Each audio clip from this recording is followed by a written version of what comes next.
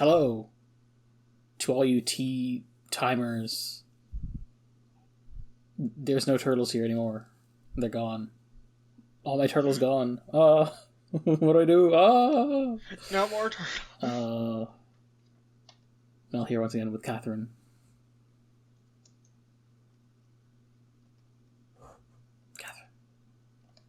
Yeah, I'm here.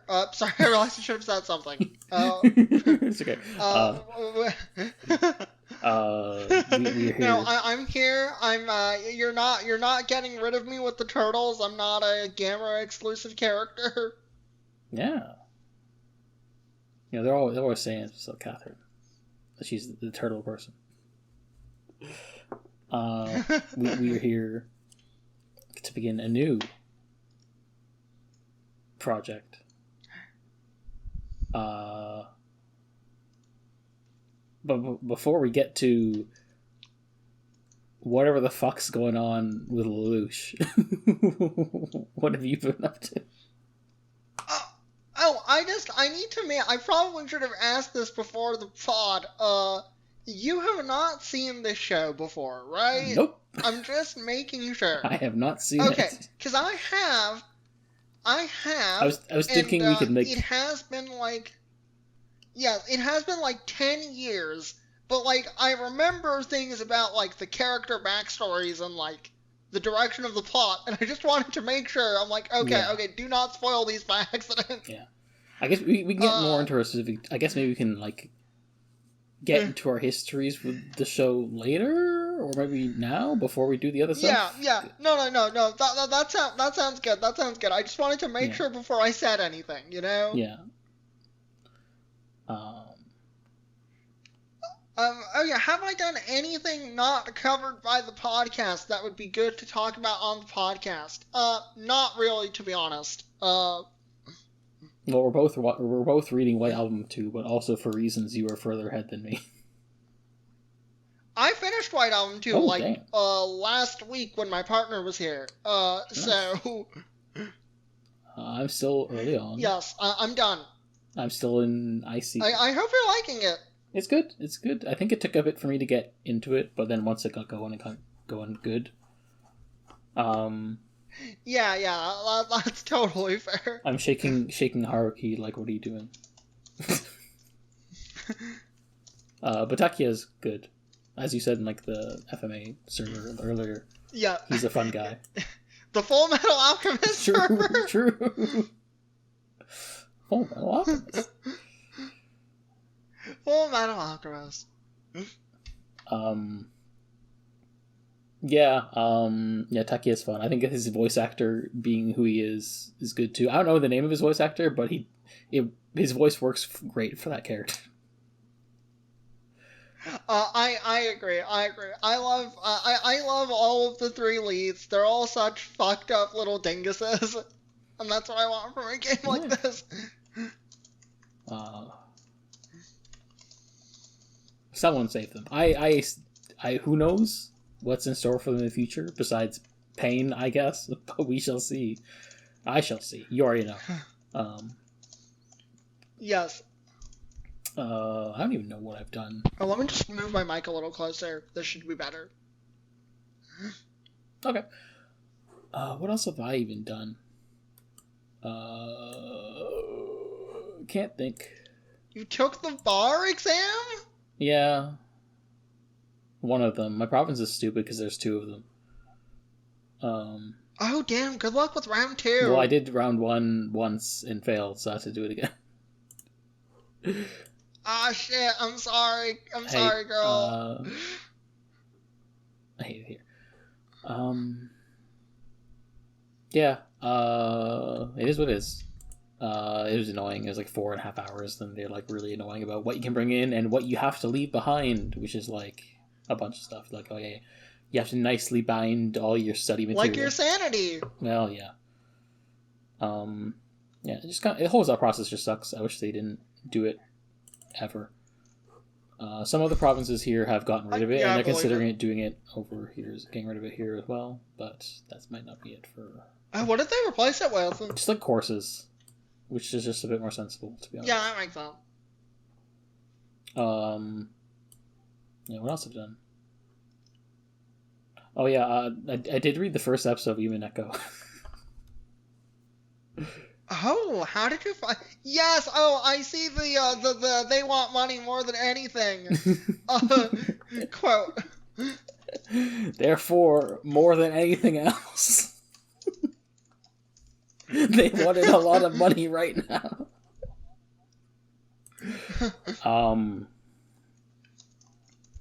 It's like simultaneously in line with what I expected and it going beyond what I expected.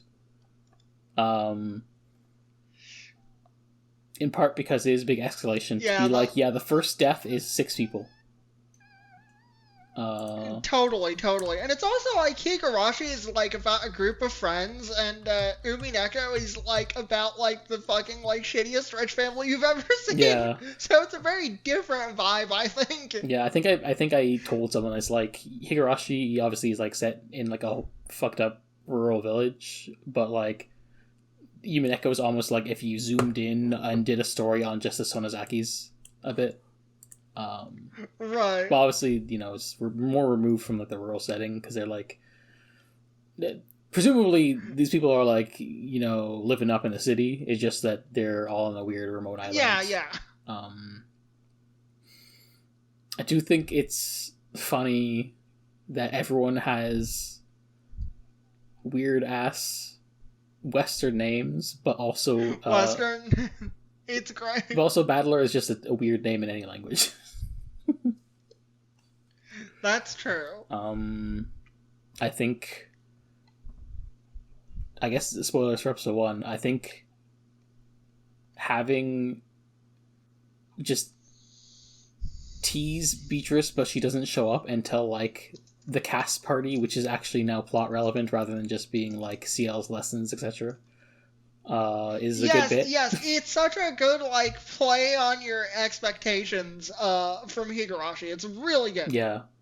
And yeah, so I started like I think I read like an hour of episode 2, and I'm like, oh, it's fun how he like gives us sympathy for these characters in episode 1, and then shows us, oh right, yeah, they are shitty rich people in episode 2.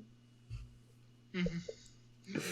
It's true. I was like, oh man, Natsuhi is so good in the end in episode 1, and then immediately episode 2, she's like, oh yeah, she's still a rich person at the end of the day. Yeah, she's still a rich person. So that'll be exciting to somehow juggle with White Album 2. Because I'm also in a book club and a server for that, which is why I'm also reading that now. And I'll have to squeeze in time to finish the other things that I've started because I'm stupid. It happens. Yeah. I'm telling you though, Suinosaur remake is not that long. Yeah, it's not that like I a time commitment to do it. It's that I need to manage my time so I squeeze it in because I know that once I do it, it'll be like done quick. Yeah, totally. Yeah. I completely get that. One thing I will say is that this time for, you know, when I did Hirashi like 5 years ago, I did full on 7th mod with like console sprites, ADV mode, and now I'm older and wiser and like, well, now I'm just doing the original graphics but with voice acting. Which is nice. Yeah, so the voice actors are really good, so I think it's worth keeping this in. Yeah, I think if I was to do Higurashi over again, I'd definitely do it with the original graphics this time, but obviously I'd still keep the voice acting, because I think the voice talent's really good, but I definitely have come to like appreciate the quirkiness of the original sprites of Ryushiki that like I think like as much as nice and polished some of the console sprites can be, especially the console ones, because obviously the manga gamer sprites are horrible. Oh, they're so fucking bad. people like what's the new graphics card meme? The graphics card AI thing. The one that does like AI shit over. Yeah, the one in the past week. The games. Yeah. What was it? Yeah. I know the one. I don't. It's going up. I don't remember what it's called, but I know what you're talking about. Yeah, but people in the server I'm in were like joking, like, "Oh yeah, the Mega Gamer sprites are like the Pachinko sprites are like the like the AI upscale version of the Higurashi sprites." Yeah. I definitely think part of it is also I read Tsukihime, which there isn't really like a cleaned up version of that, and like it's Higurashi is like that because Ryushiki so read Tsukihime and it's like, damn, I want to create something like this in the same engine, and that's what he did. And so I think like definitely reading Tsukihime gave me like a appreciation. That being said, I do also like the console Umineko sprites. I think they're very well done. They are very characterful. Yeah, in like in hindsight, I definitely think that like there is the console Higurashi sprites could be better, and the Umineko sprites are definitely a step up. Yeah, but I think the Umineko ones are like basically perfect. Yeah, I think the only thing is like I did like as a point of comparison try a little bit of Umineko Project, which is a PS3 port, and that one I just had like the animated sprites as they were talking with the lips flapping. I'm like, this may be a bit too distracting for a visual novel, actually. I think I remember like Ben saying something like that once, where like, yeah, you don't want the sprites to be moving too much while you're playing while you're reading, because otherwise it's distracting from the actual reading. And I'm like, oh, I understand completely now. I do think Battler being voiced by Daisuke Ono is fun, because like I'm like, well, I know his voice actor is Jotaro, but he does a good job of not having the same inflection as Jotaro, which is nice. Totally. I think I have seen some of the console CGs of Umineko, and I'm like, actually, I'm glad I don't have these. I think there's a bit too much. I think some of the CGs are a bit too much. I saw one of fair. Like both Eva and Maria having like really zoomed in fishbowl lens smiles, and I'm like, why are we doing this? This is excessive. No. I think that's totally fair to me. That completely tracks. Yeah. But yeah, I'm excited to see where it goes, because obviously I'm 1/8 asterisk, because obviously each episode gets longer of the way through, and yeah, it's nice. I like when they cry, as it turns out. Big shocker. Yes. I'm happy to talk about these more with you as you do them and like report in each month. Yeah.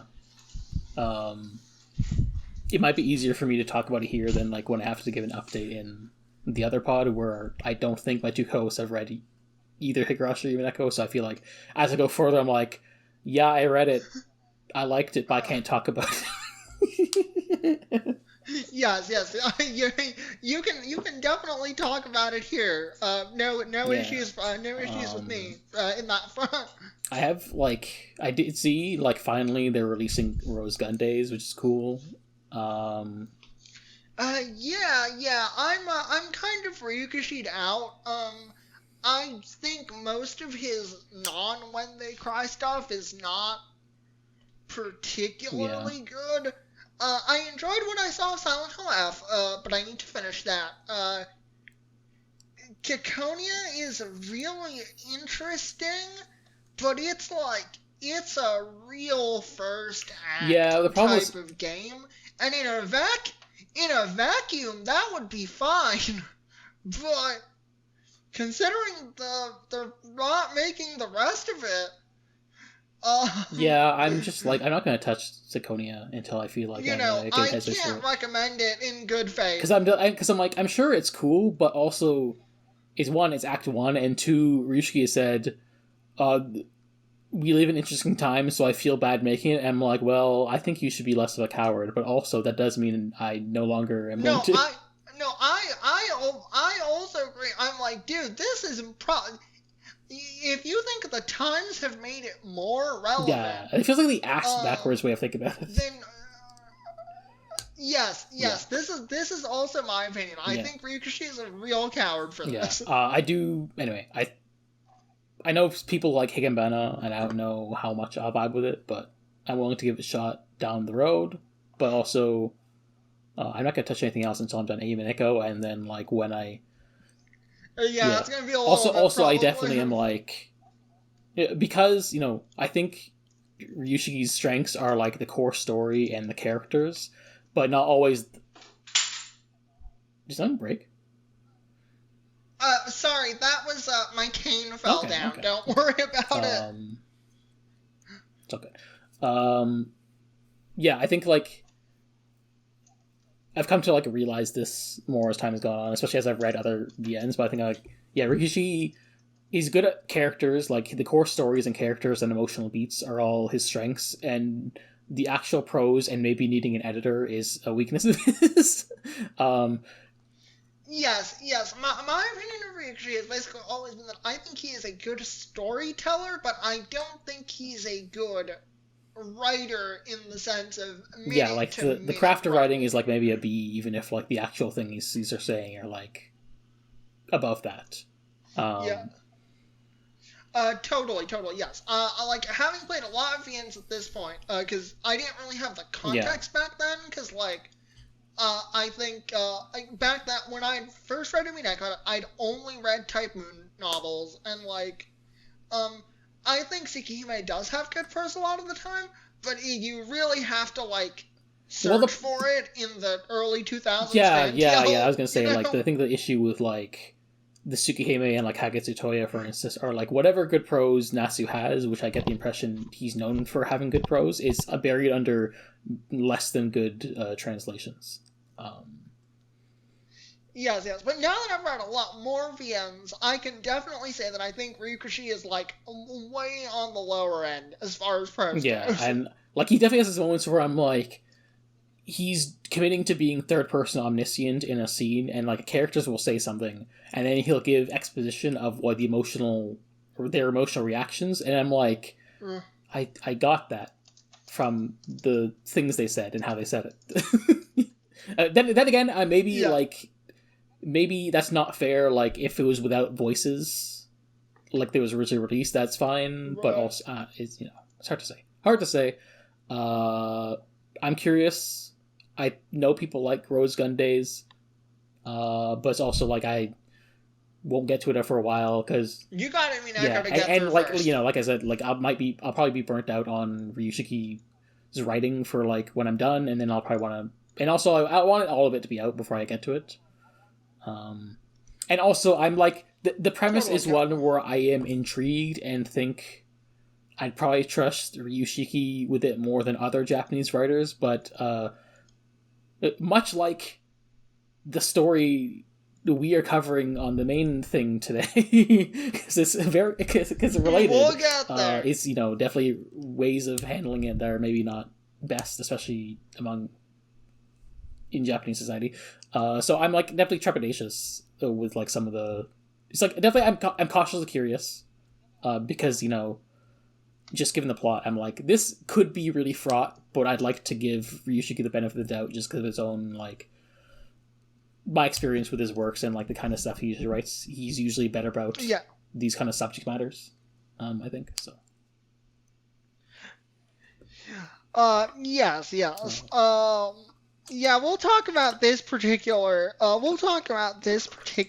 Japanese literary device when we get to the main Code Geass pod. We'll talk about it. Yeah.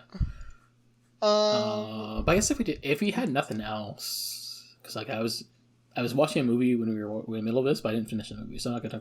I was watching Drunken Angel, Kurosawa's movie. Oh, how's that going? It's cool.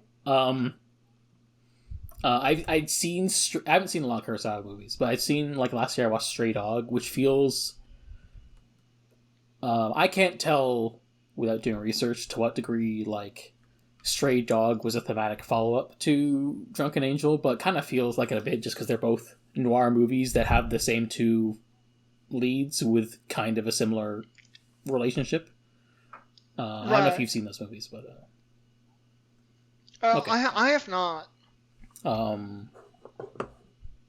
me just look up the actors just real quick.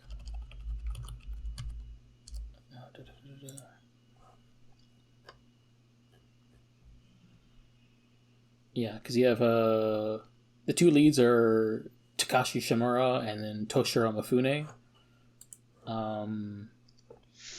Frequent collaborators with Kurosawa, and like in Drunken Angel, Mifune is a Yakuza guy, and Shimura is like a doctor who's like getting way too involved with his patient's life, despite the fact he's a Yakuza guy. And meanwhile, in Stray Dog, Mifune plays like the rookie cop who's maybe a bit too much like self-sacrificing too much into the idea of justice, whereas Shimura is more like the cop he gets paired up with, who's like the older, more grizzled cop who's just kind of like laid back because he's seen it all kind of thing.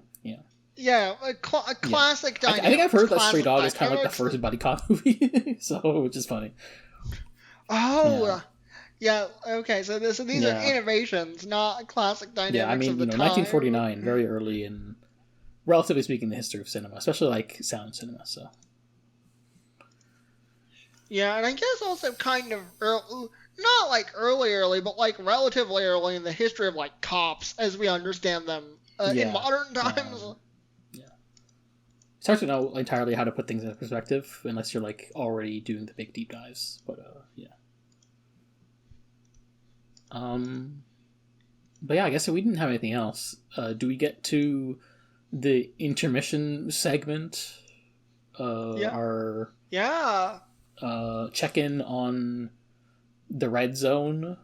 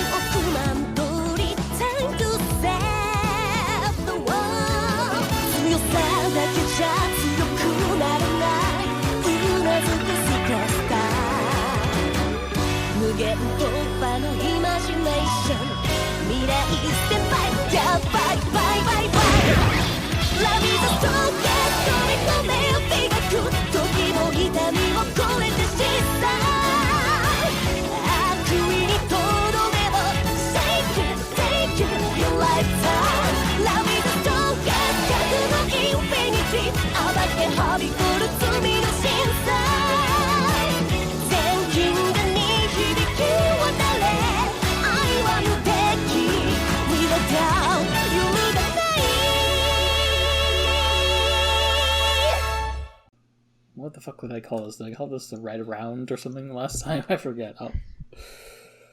Red roundup, red. Yeah, I don't remember what you called it either. I'm sorry. No, it's fine. I'm not gonna bother editing this silence out while I look it up. I'm lazy. No. Anyway, we can just vamp for a bit. I think it gives the pod a more human feel, you could say. Yeah. The red rotation, sure, let's go with that. Red roundup, red rotation, or whatever. Sure. So the 5 more episodes of Gavan Infinity came out, and I binged them in like today and yesterday. I think you watched them all today, I think? Yes, I always do everything we're gonna do for pod, the day it is due. So did you also watch 8 episodes of Code Geass today? I watched 2 episodes of Code Geass today and 6 episodes of Code Geass last night. Well, I guess it kind of evens out to the same amount of shows watched. Yeah. But anyway, how do you feel about Gavan Infinity so far? It is, I think the episodes feel a lot more coherent, than the first one. Yeah. Because they're not, like, trying to, like, ram 60 billion concepts down your throat, you know? Yeah. Definitely got more manageable when it became a plot of the week. I think I was still kind of checked out and cool on the first and episode 2 and 3 where they introduced the silver and gold Gavan. I think one's called Bushido and the other's called Luminous. One's a girl, which is cool. Yeah. I haven't gotten my characters' names yet. I'll get to it eventually. No. But I was kind of like, yeah, I don't know if I'm feeling this show. I hope this was a mistake. But thankfully, I think episodes 4 to 6 were better for me. I think I was enjoying them more. Yeah, I don't think they're all that, but they're like a little below average. Yeah, it's like the worst. Yeah, I think I was just like, I was like fully checked out on episode 2 and 3 as they did this is the introduction of this character. And then episode 4 through 6 were just like fun mostly. Like, episode 4 is like, right. We go to a planet, we go to an alternate universe where the Gavan of that universe is an ant, voiced by Gendo Akari, which is really funny. No, that was pretty fun. And then he also like becomes the Gavan, like he has an assistant who shoots the Gavan transformation gun at him.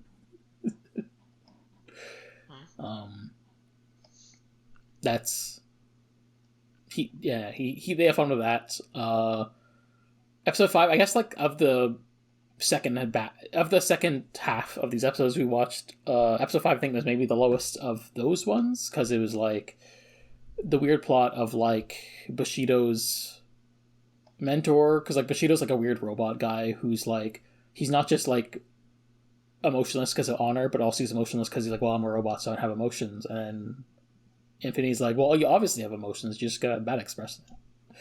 And there's like a whole thing of like the hostage thing, and they have to break out. Yeah, but it kind of feels like, yeah, I also struggled a bit with that episode because I think I had the feeling of, wait a minute, we just did this episode like 3 weeks ago. Seriously? Yeah, I think they even like joke about it where like the Gavan Infinity's like, well, I guess you can't change an overnight is basically the gist of what he says at some point early in the episode. Yes, but he's like, I thought we had this character development already. Yes, but I'm he's like well. Yes, but I think if you're writing that joke, maybe you go back to your concept room. Yeah, it's definitely a case. It's definitely filed under. Just because you're pointing it out doesn't mean it's good. It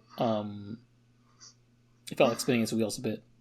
Episode 6 surprised me by being a domestic abuse plot, kind of. Was that what it was supposed to be?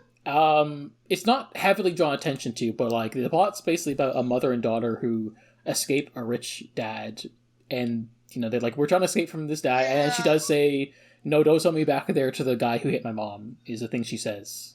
So like, oh, I must have missed that line. It is a single line, okay, but also I see how you get. But also, like, if you pay close attention to mom, she has like some makeup on her face that looks like she got hit.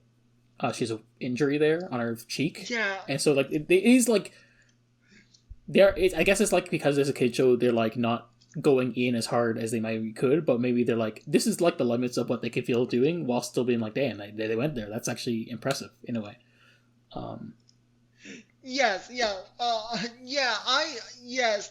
is impressive, honestly. Yeah. I definitely feel like this is like, it's nice that I was like, because episode 6 just came out like 2 days ago. I was like, we'll be able to squeeze in for the pod, and I guess we did, and I'm kind of glad we did it because I definitely feel like, oh, this is like probably the best episode of the show in my personal feelings, just because like, oh, they went there and it was good. Like I felt like, no, I can agree with that.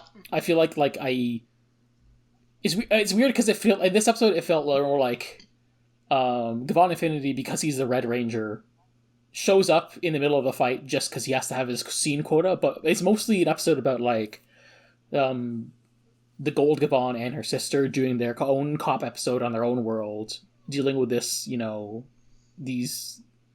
a woman and her daughter trying to escape a bad situation, and meanwhile we have like the villain of the week is this like funny, goofy phantom thief who actually is a decent guy, and he's like, oh, I don't want to, if I knew if it was, he's like hired by the rich guy to bring his family back, but also the jewels they stole.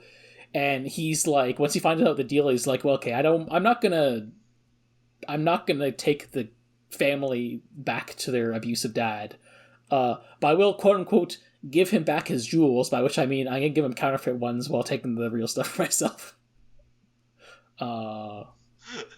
Yeah. And then he like arranges like a transport for them that's like, oh, it's an anonymous gift, and it's nice. Yes. Also, he was in episode 2 for like 2 seconds, but I'm really glad we got rid of the guy who's bad because he wants to change society too much. I forgot that's another reason I guess I didn't like episode 2, because there's too much in the propaganda of like he became a monster because he wanted to change it. They even like have him as like, guys, the rich people are the ones who should be resting, and the cops are like, whatever, man. And it's like, yeah. Obviously realistic for cops to do, but also when it's the show doing this, is like, oh man, this is like grade A propaganda. Yes, totally. It's yes, that was like part of the reason I really struggled with episode 1. Yeah. So it was like, I'm glad this element of the show has kind of been like excised out, Yeah. I think it's fun. You have the 2 bumbling asshole cops who are like useless but think they're important, and like because the fact I think his name Ricky or whatever whatever the red guy's name is, he's a Gavan in secret. He still has to pretend to be a really competent bureaucrat while they still bully him, but they're kept in the dark the whole time. Right. Also, I think it's interesting that the show doesn't have an OP but does have an ED. Which is the inverse of most Rider shows. Yeah, I didn't really know what was up with that. Yeah. They got the Sentai style dance, ED. Yeah. I am glad... let me tell you, because I was so down on episode 2 and 3, which I watched yesterday, like, it was like, oh no, I hope we don't have to pull the plug on this because of how dire it is. And then I watched episode 4 or 6, and I'm like, okay, it's fine. I was just really checked out on those first 2 episodes. The robot's alright. Yeah. I feel like I should look up characters' names. And it would be nice if I one day watched actual Gavan at some point. Yes, I'm sure we'll get their names by by next time we catch it. We'll just naturally. Yeah. I think Bushido's name is Setsuna. It might be. I think it is. Yes. I don't remember anyone else's name. But, yeah. There's also, in the background, there's like an evil Gavan going around who's like purple, and I'm like, well, I wonder what that's about. I still don't like the idea of like, well, in this continuity, Gavan is like a special title that every universe gets one of, like is the fucking Spider-Verse. I think is, yes, it's the multiverse concept has destroyed popular culture. It definitely feels also weird like having this like right after Gojuzer, which is like the whatever they're doing, the battle royale with all the Legacy Ranger stuff, which I did not finish because of the. I like to go back to it because I was one of the people who was enjoying it, but like the whole fallout with the actress leaving. Getting kicked out, I guess I should say. It put a sour taste in my mouth, so. Yeah. I should go back and finish Gab. I still haven't done that. I should do that. But yeah. I don't know if you have any more thoughts on Gavan Infinity. Not particularly, but I think better than last time. Yeah. The show has gotten a little bit better. I mean, it's definitely like not hard to be better than single episode, especially when that single episode is trying to introduce like 5 plots at once. 5 concepts, I should say. Like it was crazy. In that case, should we go on to the main event? Yeah. You're gonna put the opening at this part, right? No, it's probably going to the front of the podcast, but I might put something else here, music-wise. I don't know. I'll figure it out.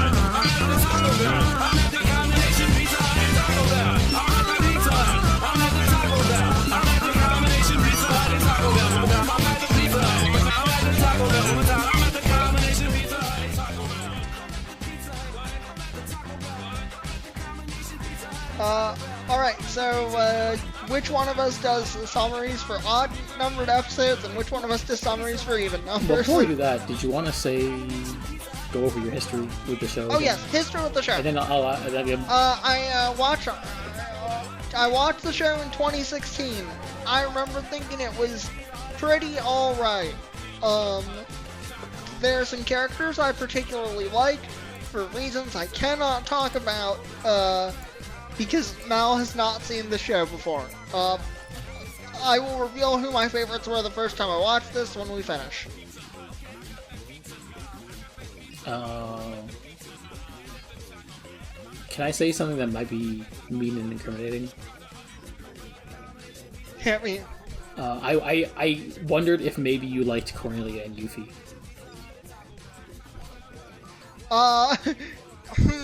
I kinda see the vision, but not really. Okay. I am mostly a fan of Suzaku and C2. And there are other characters I like, but Suzaku and C2 are my favorites. So far, I want to beat Suzaku with hammers, but you have your personal reason.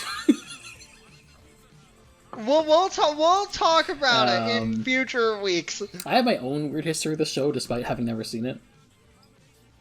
Hit me. What's going on? I think it's a show that I obviously heard about as I was getting to anime for the first time. I was like, because it was, yeah. I was getting to anime, yeah. It's Everyone definitely does. big in the culture, and especially I think when I got into anime in 2012, around Madoka and Steins Gate, it was still a fresh, the shadow of the show was still looming large at the time because it's only been 6 years or so. Yeah. I got into anime basically at the same time as you. So. Yeah. What was your first anime then? And me interrupting myself. Okay. So No, it's fine. My first anime that I watched as an awareness that it was an anime was. That is an important distinction. Not like Dragon Ball, Yu-Gi-Oh! Yes. And Naruto. Yeah. The first anime I watched that wasn't like a popular battle shonen was Gundam Seed. I'm sorry. I really liked Gundam Seed when I was 12. That's okay. We were all there 12 was once. this is yes, we were all 12 once. There was a time, I think I was in like 7th or 8th grade or whatever, and our teacher was like, oh, you should write like a little essay about like one of your heroes, like fictional or real. And I wrote my essay on Kira Yamato. This was very important to get on microphone. I'm glad you said it. Yes, I think this is a great story. It does. It's an awful story. It feels thematically appropriate for this. But it's a. Okay, so yeah, so I obviously heard about the show for a while, so I definitely put on my backlog for like forever, especially because I kind of started early on, like when I was in high school getting anime. I watched a bunch of Gainax mecha, and so like mecha was a thing I was interested in, but I kind of like fell out of like actually keeping up with mecha stuff, so I didn't actually get to Code Geass. And then right at some point like I don't know how to explain this. At some point around 2020-ish, maybe a bit before, maybe a bit after,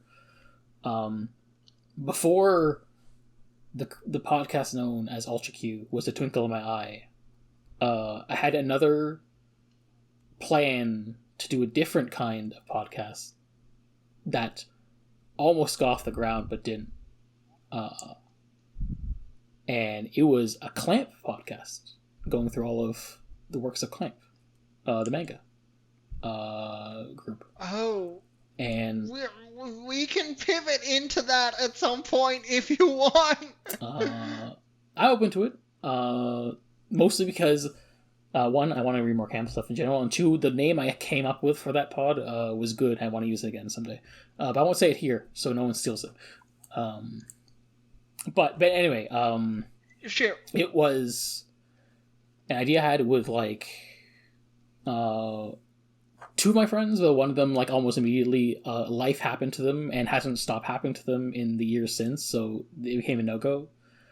But yeah, it was like the two, it was mainly myself and my friend Courtney, who incidentally enough is also from the UK but is currently in Japan teaching English, which has meant that she had her own podcast that she started before mine, which was actually, funny enough, started as a Umineko podcast, where they read all of Umineko, which I can finally now start listening to after all these years.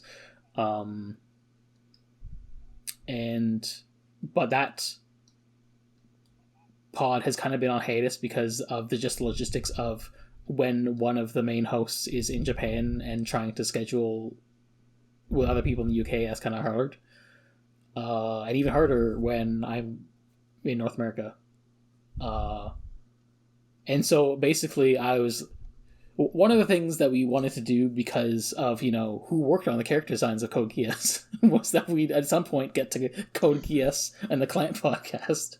And so even though the Clamp even though the Clamp podcast plans fell through, I held off on watching Code Geass because I was like, well, I would like to record something with Courtney about Code Geass, especially because whenever I've talked to her about it, she's like, yeah, that show's batshit. And I'm like, well, as the cultural osmosis I've gotten of the show. And basically it, eventually got to the point where I was like, Ghost Divers did a season on Code Geass that I didn't held off on listening to because, I haven't seen the show. There's a Ghost Divers season on Code Geass? Yep. I did not know that. It was a couple years ago. So I purposely was like, well, I'll have to skip the season, unfortunately. And meanwhile, after, becoming a fan of GGP, I also have, like, the sort of Damocles countdown in my head of, like, oh, well, after they catch up to Gundam, which is still a couple years away, but fast approaching, they'll get to Geass, and, like, well, I want to do... Circumstances basically made it so that I had built up the idea of doing Code Geass in a form of... specifically for content to react to it in my very first time as the way I should go about watching it. That, like, I was like, well, I have to find a way to do this before GGP gets to it, because when GGP gets to it, I want to listen to it when that happens rather than skipping the season. And basically it was just one of those things where, like, I was like, had to get right of first refusal from Courtney to be like, okay, you're going to be in Japan for like a few years, so I don't think we're going to be able to record this. And they were like, yeah, probably not. Good luck, though. And I told them, so they'll be looking forward to listening to this, they said, so that's nice. But yeah, basically, long, convoluted story of like, well, I kind of, me hitting the trigger on this. I basically like asked Courtney how realistic it was to record it, and they were like, yeah, probably not. And then I immediately, within hours, asked you, hey, can we do this after Gamer? Just so you know the timeline of events. Because I was like, oh, wait a minute. That's really an opportunity. That's really funny. And also, I think it's just that I was just feeling like, okay, I feel like it's time. It's just not dissimilar to Umineko, but like Umineko had like 5 years. This is like a decade-long saga almost, where I'm like, I should finally just bite the bullet on this thing, especially because like now I've seen all of Gundam, which definitely will inform my view of this show a lot more than if I just watched it like when I first heard of it. Because I didn't totally. The time where I was planning to do that one client pod was like around the time I was starting to watch Gundam for the first time. So life kind of set you fast. But now we're here, and despite the show's reputation, I was perhaps not prepared in some ways, even if I was prepared in other ways. I watched the first episode and it felt so overwhelming that I was like, I was going to watch 2 episodes to start, but I think I'm going to take a break and do the production history notes instead of actually watching the second episode to take a break, because it was too much watching that first episode. Alright, hit me. What's going on with the production history? Okay, so Code Geass was the brainchild of Goro Taniguchi and Ichiro Okuchi, who had previously worked together as director and head writer respectively on the 2003 adaptation of Planet Heads, which is a show that sucks, because I watched it with GGP.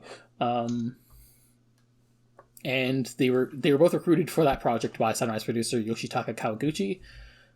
Previously, Taniguchi worked on a storyboard for many Sunrise shows during the 90s and aughts, such as G Gundam, Wing, and X, and he was also the director for Infinite Revias, Scried, Gun X Sword, and the aforementioned Plantes. Meanwhile, Akoshi wrote screenplays for shows like Turn A, Angelic Layer, Razafon, and Eureka 7. And then he also did series competition for Overman King Gainer, Azumanga Daioh, Magical Teacher Negima, and also Plantes. He gets around. Yeah, the two of them pitched Kawaguchi the basic premise of, well, what if we had a hero who led a secret organization, and this later expanded on to become a story about two sort of like brothers in arms, kind of who clash over the different values, which of course became Lelouch and Suzaku. That said, Okuchi has went on record to say neither character is meant to represent his own personal beliefs, and also, what he said? What is the other weird quote he said?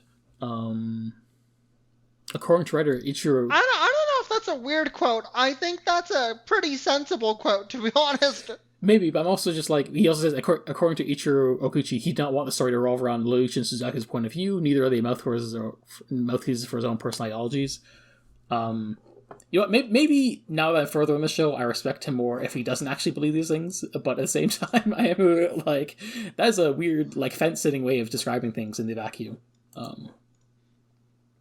Yeah, I should give him more credit. I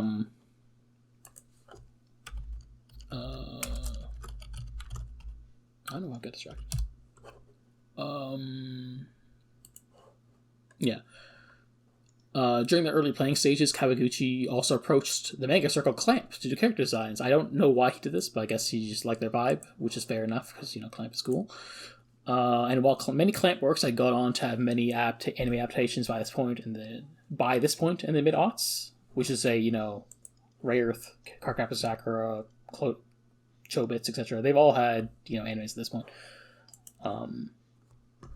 This is the first time that Clamp had been on to do character designs for an anime original work. Because they apparently signed on the project pretty early, Clamp actually had input on various aspects of the show setting and characters, while basically everyone involved was like, hey, we want to make a hit show with a wide appeal. Which I guess when you're making a capitalist work, that's kind of the default mode of being. Protagonist Lelouch was incidentally design-wise inspired by Kamui Shiro, protagonist of the Clamp manga X 1999, though apparently in his initial designs he was going to have white hair. This design appears to have taken inspiration for the character that I don't know of, because I haven't read this work before.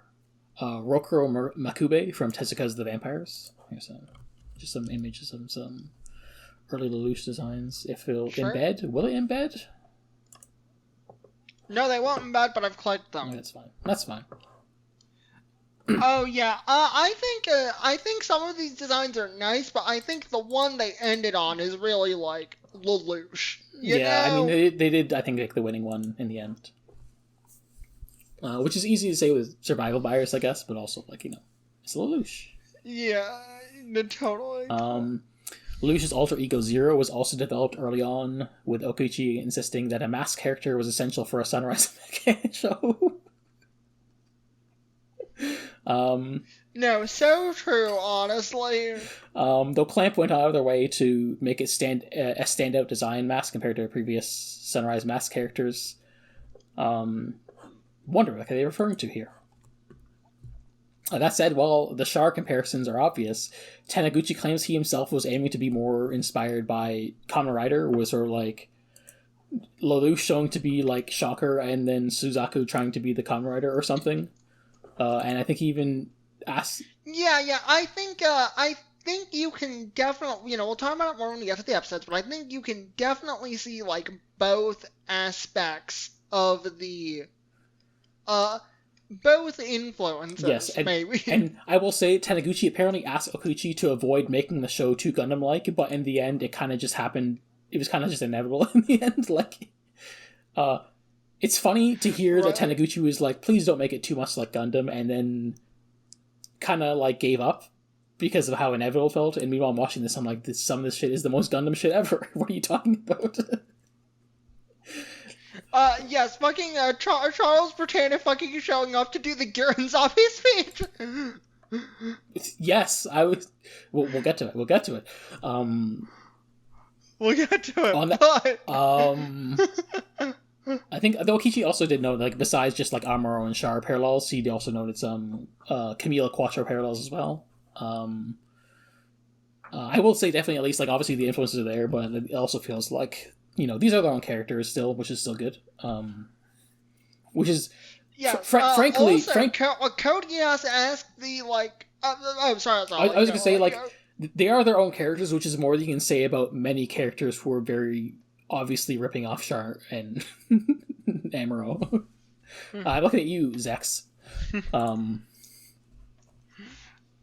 on. Yes, I was also going to say, it kind of feels like they are doing this mythical concept of what if Kira and Athrun were good? Now, what a concept. It is funny, this is coming out, like, in parallel with Gundam 00. Like, if I'm not mistaken, like, the 2 seasons of it and Gundam 00 basically, interchange. It's like... Yeah. Yeah, it's like R1 and then 00 season 1, and then yes. R2 and then 00 season 2. So, like, there's an overlap, even though it's not, like, simultaneous, but, like, they are, like, in parallel with, like, a delay on 00's part, which is interesting to think about. Like, and also all of this, including Seed, is, like, post 9/11 Gundam, which is... also, they said Suzaku was based more on Luke Skywalker, apparently, as well. Which is also funny. Sorry, did you just say they said Suzaku was based on Luke Skywalker? Yes. That was their intention. That's really funny. As to the titular Geass power, this seems to be derived from Celtic mythology, where Geass, or I don't know how the correct pronunciation is, I'm sorry. Yeah, is a sort of, that totally makes sense. Is a sort of binding obligation that brings about both blessings and misfortune, depending on if they're followed. Quote from Wikipedia, because I'm lazy. For instance, Cahulin has a Geass to never eat dog meat, and he's also bound by a Geass to eat any food offered to him by a woman. When a hag offers him dog meat, he has no way to emerge from the situation unscathed, this leads to his death. And then once I read this, I'm like, oh, so that's why the main mecha is called Lancelot, because the Arthurian myths are also from Celtic mythology. Even if Lancelot himself, I think, is an invention of, like, French writers adopting the French. Yeah. French writers adopting the Arthurian yes, myths. I just said the French. Yeah. I'm not, like, obviously a scholar on Arthurian myths, but I think I'm, I know their origins in, like, Welsh mythology, and then, like, they get taken up by French authors later in the Middle Ages and in the context of the Crusades. Like, there's a reason the big sort of, like, canonical Arthurian text is called Morte de Arthur, which is a very English sounding title.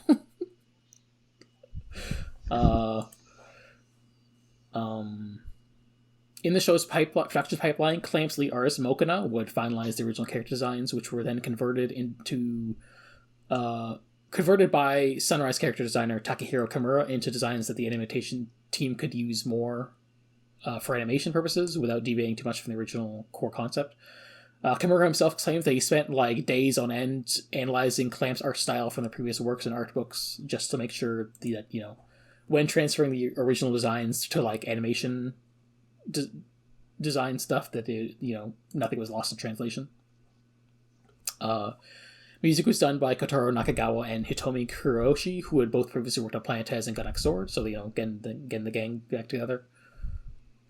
The series was initially developed for a weekend primetime slot on MBS TV, which is a Mainichi broadcast system, in 2005, which incidentally was the same programming block as Gundam Seed and Seed Destiny. However, this slot ended up being taken by Blood Plus, so Geass ended up being aired a year later in a Thursday late night time slot. As an unrelated aside, the follow-up to Blood Plus, Blood C, would also have character designs by Clamp, which is a fun, just a bit of bonus trivia. Because of this new time slot, the show ended up being adjusted in tone to fit its new, presumed more mature audience, as opposed to, like, late night versus prime time. Very obvious, different people were up for watching it, usually. Right. The first season aired from October 2006 to March 2007, though production issues meant that only the first 23 out of 25 episodes were aired. The last two episodes were aired months later on July 28th as a special hour-long broadcast, which I think explains why I've heard that those two episodes had the new OP just for those two episodes. Oh yeah, that totally explains it. Meanwhile, Season 2 had already been announced back in March while Season 1 was still airing, but I will hold off on any production stuff of that until we get further along, because I want to avoid spoiling myself. Yeah, that's a good shout. Honestly, if I were you, I would not look at the Season 2 production history stuff, maybe until we're even done with it. I was thinking that might be an option. Like, for transparency, I know how the show ends, because I think it's a pretty infamous ending. Right. But not the things leading up to it. There are other things that you might be spoiled to if you look into the production history of R2. And there's also, like, there's, like, two out-of-context scenes that I know about that I'll talk about when I get to them. But, like, they're extremely, like, they're, like, one or two moments in R2 that are, like, well... Or maybe even, like, one of them might be in R1, who knows. But, it's one of those things where I'm like, well... There's so much I don't know that I'd rather not, like, go poking around. It does seem like... the vibe I get is that people usually feel a different way about R1 than R2. I think they're both pretty good. Non-spoiler, I think R2 starts a little weird because they had to change the time slot, but it picks back up, and then I think they're both pretty good. Okay, I'll trust. And also I'll see for myself.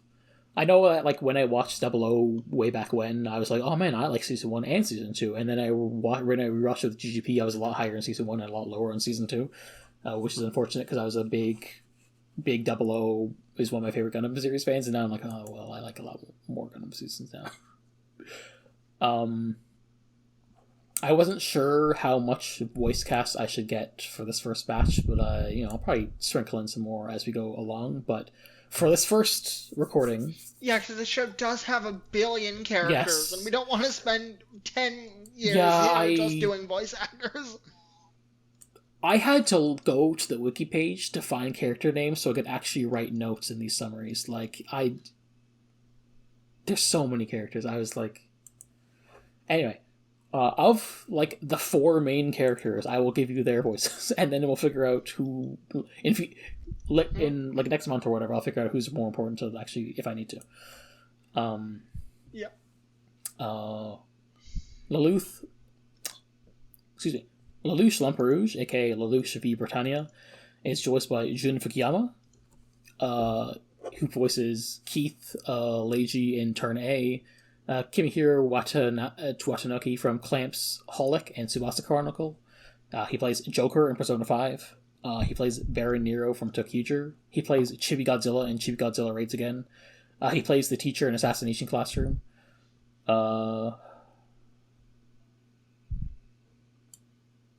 He plays a character who I forgot to write down what show they're from. Give me a second.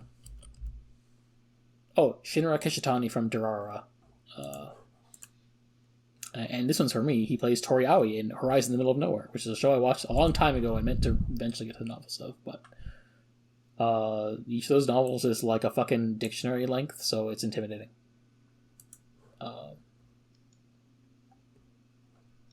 Meanwhile, Suzaku Kuriguri, voiced by Takahiro Sakurai,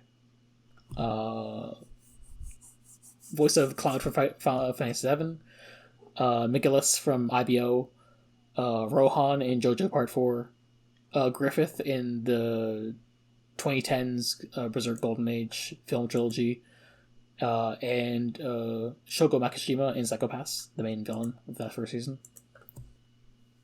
C2 is played by Yukana Nogami.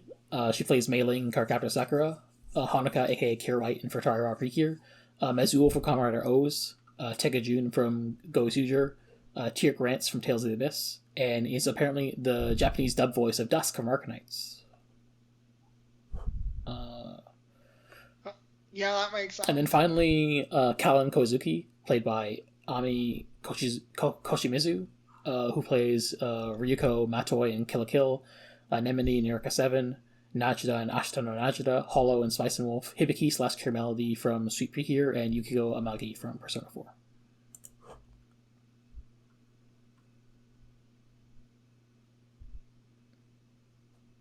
And that's the characters that I think were important enough to write down their voices. That's yeah. Also, I guess before we start, should we say what our plan is for the show? Or the I think franchise? For now we can just keep it to. Okay. I think for now let's just keep it to we're doing the TV show in 3 segments per season. Yeah. Yeah, we have plans to do the stuff after, but we haven't figured out 100% all the stuff. Yeah, it's not all ironed out yet, but we'll get there. We'll get there. Mostly for me, I was like, wow, I don't care about Akito to Exile, and then I saw it was only 5 episodes spread. It's just spread out over a long time. I was like, okay, that's a month, so I can maybe do it, but we'll figure it out. For now, the summaries, I know what I'm gonna do. I'm gonna flip a coin. Do you want to do episode 1 and I'll do episode 2 and heads? Pick heads or tails. These are in parts. Yeah. Okay. Yeah. Tails. So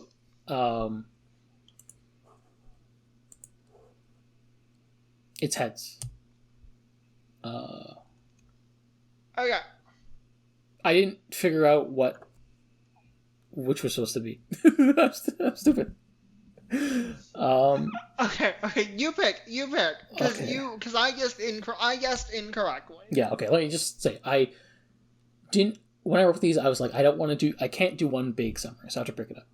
I didn't want to, or feel like it was clean enough to do, one summary per episode, but it did kind of end up going that, it was,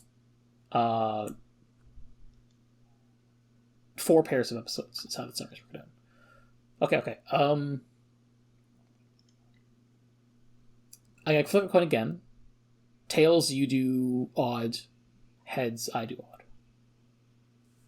The rules are established. Okay. I'm not just flipping a coin randomly. Okay. Heads. Okay, I'll do odd then. Okay, shoot. Doo-doo-doo.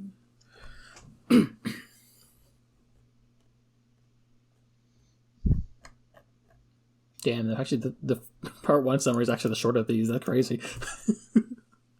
The year is 27.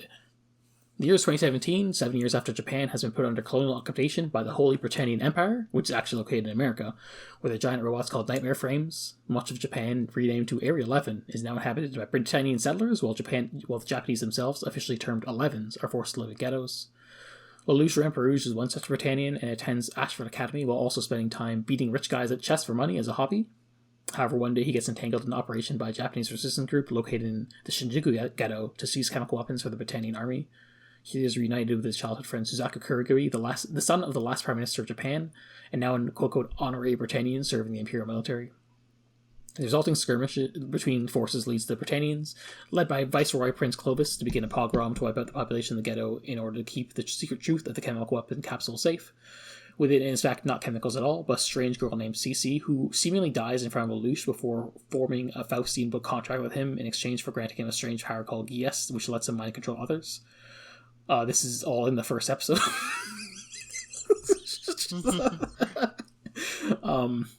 It is useful as Lelouch is able to avoid getting shot and secure a getaway mecha for himself from a Britannian officer, Valletta. Using the mecha's communicator, he is able to make contact with resistance fighters and use them to defeat the Britannian forces with the power of tactics. This goes incredibly well until the Britannians bring out their secret prototype, definitely not a Gundam robot, Lancelot. The Lancelot's inventor Lloyd chooses Suzaku as his pilot, with his technician Cecily acting as a support. With Lancelot overpowering them, Lelouch is only able to escape thanks to resistance pilot Kalin Kozuki? Is it Kalin or Karen? Whatever.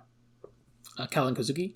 He then infiltrates Clovis' base and forces an order retreat by the Britannians at gunpoint. With that squared away, Lelouch reveals that the truth to Clovis, he's a long-lost member of the royal family, Lelouch v. Britannia, and wants answers and eventually revenge for the death of his mother, the Empress Marianne. After using his Geass to determine Clovis knows basically nothing, Lelouch kills him.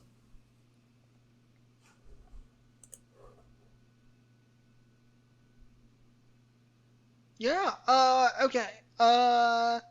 Where should we start with these 2 episodes? To be honest, I thought we just... Okay, are we doing... Sorry, I kind of assumed that we were talking about each part one at a time.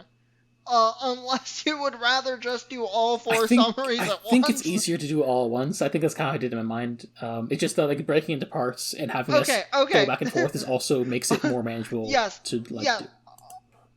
Okay, yes, totally. I'm really sorry about that. No, okay, we're doing this live.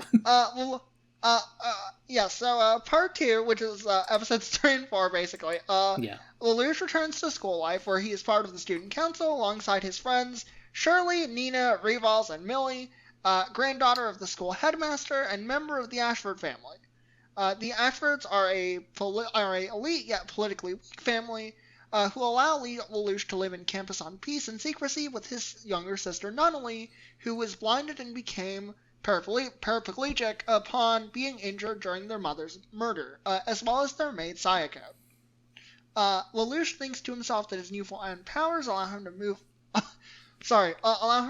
up the timeline on his ultimate plan to take revenge against Britannia, his father, and the rest of the royal family. His motives, beyond just revenge for his mother, is also to overturn the elitist social Darwinist order that Britannia upholds and create a better world for his sister to live happily in. However, there are a couple of unexpected road bumps in his ambitions.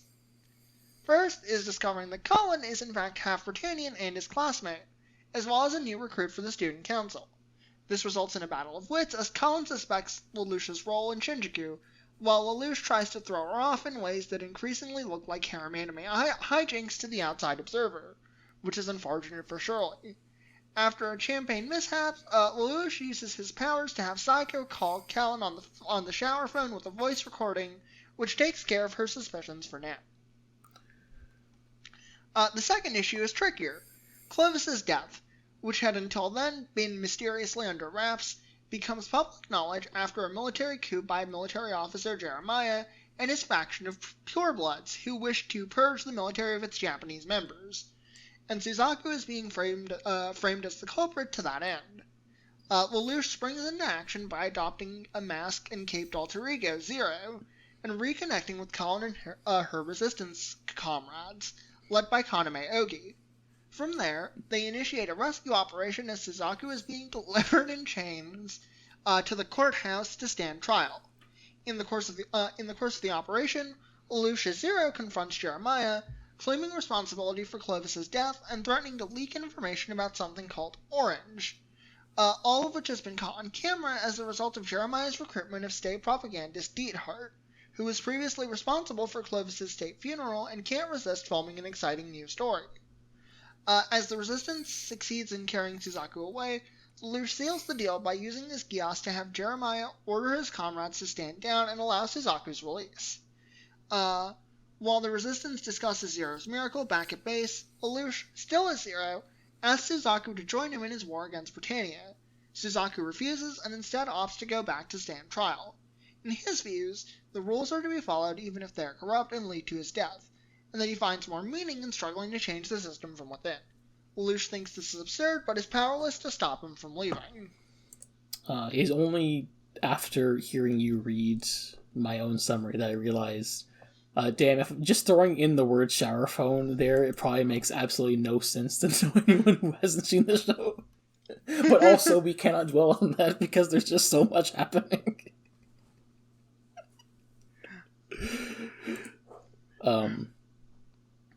Part 3, which is roughly episode 5 and 6.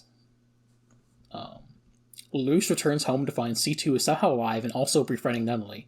Lelouch drags C2 away to demand answers regarding his apparent revival, her apparent revival, his powers, and her fugitive status, but she blows him off instead and sleeps in bed. Instead, she prefers to cause problems on underground campus and also using his credit card to buy lots and lots of Pizza Hut, leaving Lelouch to figure out the limits of his power on his own. Meanwhile, Zero's entrance on the world stage has emboldened the various Japanese resistance cells, who are labeled terrorists by the whole entire cast. I guess we'll get to that.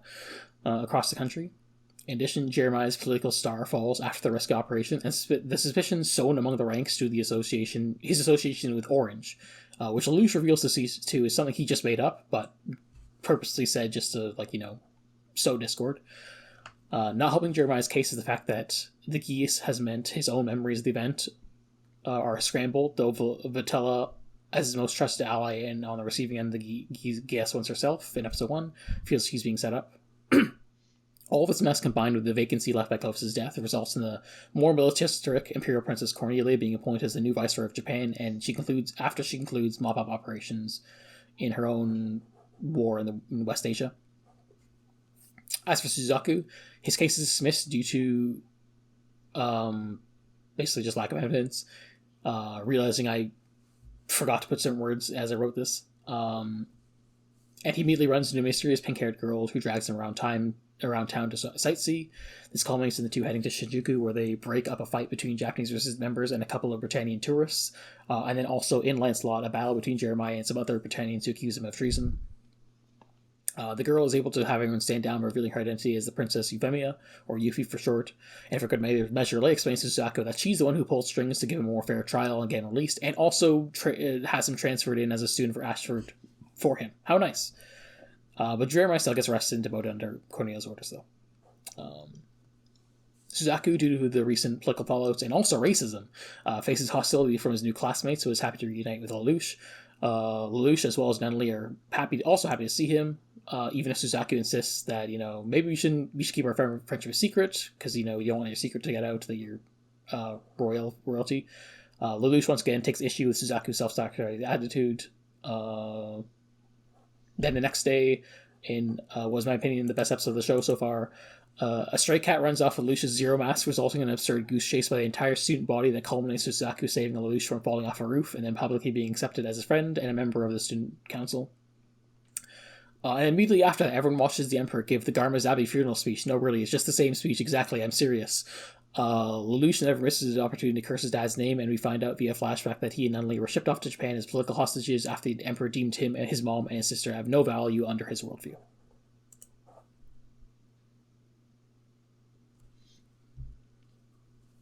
Alright. Part 4, which is the last 2 episodes, these kind of fit in really neatly.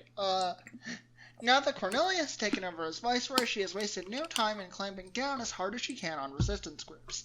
Her secondary objective, however, is to capture Zero, and sets up another massacre at the Saitama Ghetto in hopes of baiting him into acting. Lelouch, cocky as he is, figures he may as well take them up on their obvious invitation, but is stopped by C2 with a gun, who plans to shoot him in the leg rather than let him die prematurely before their contract is fulfilled. Lelouch counters by pulling a gun on himself and argues that before awakening to his powers, his life was a living death anyway. C2, firmly defeated in the marketplace of ideas, lets him go do his thing. Meanwhile, Suzaku is adjusting more to school life, and even gets help on his homework from Cecile now that Lancelot has been conveniently relocated to the university next door. He ends up walking in on the tail end of an awkward conversation where Colin tries to explain to Shirley that she and Lelouch are extremely not dating, which lets Suzaku come in and bond Shirley by talking about her feelings. It also results in him calling Lelouch in the middle of battle as Lelouch tries to sneak his way into Cornelia's base.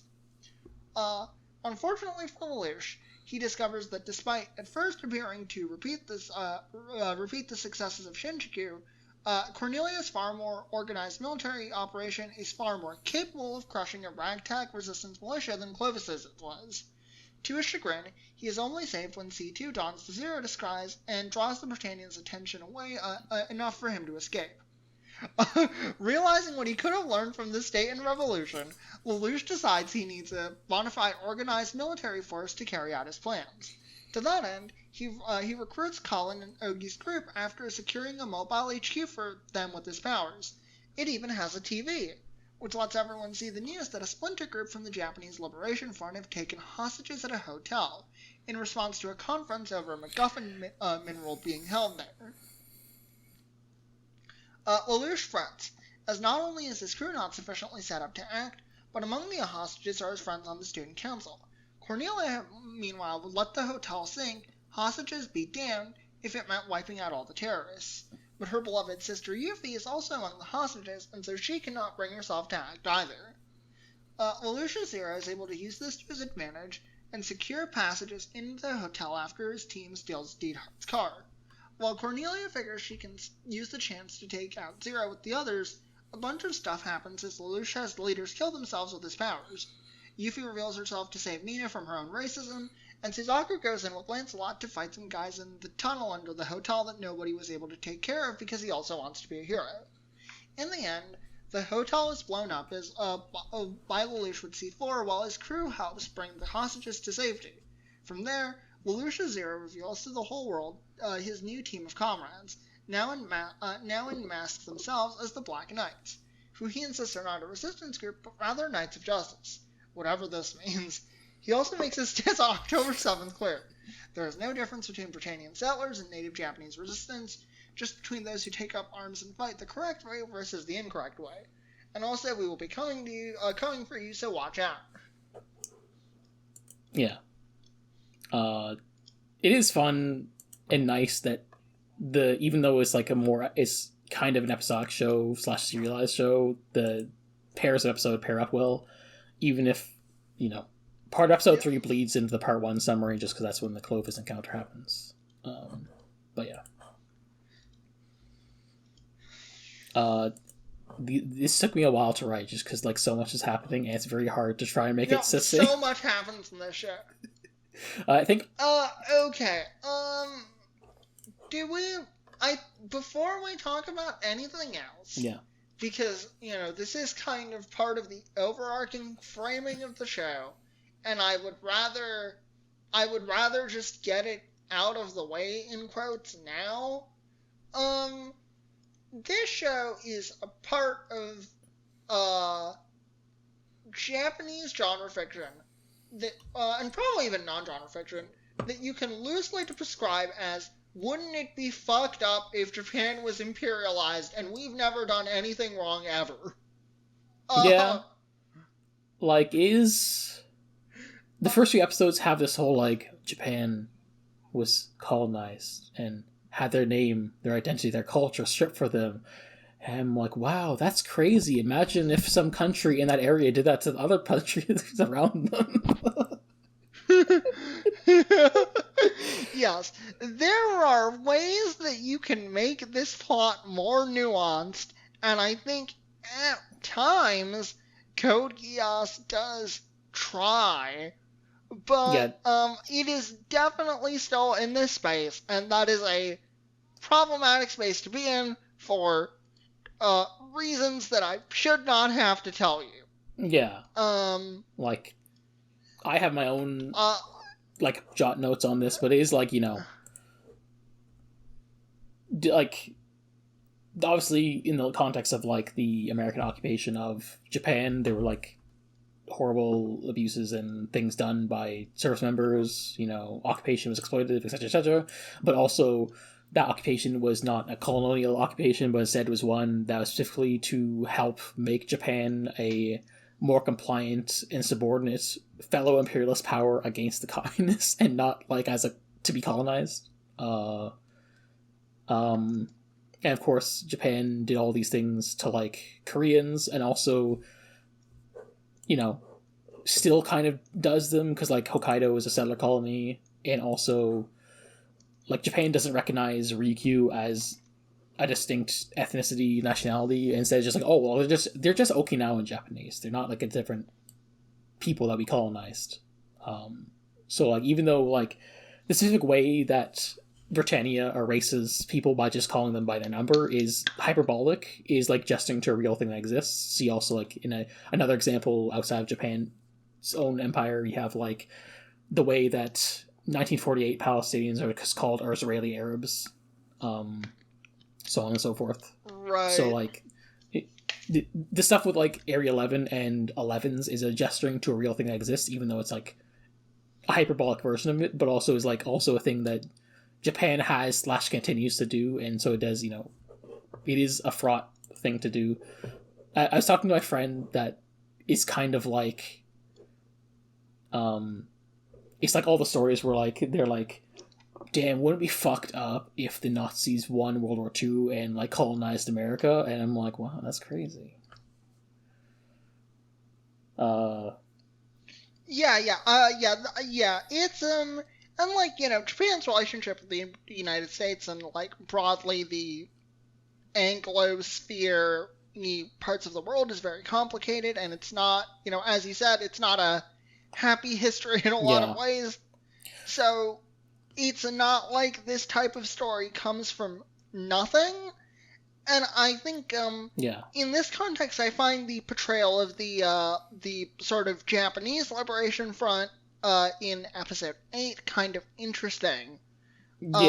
Since we're kind of just doing freeform discussion, do you mind if I just talk about that a little bit? Yeah, I just want to like add like just a quick note, because like this is also my trepidation with like, as I mentioned before, Rose Gun Days, where it's like the plot of that is like, what if Japan is occupied by, you know, except like East Germany, West Germany situation where the US in one half and China the other half, and that feels more fraught when one of those halves is the part that was attempted to be colonized by Japan.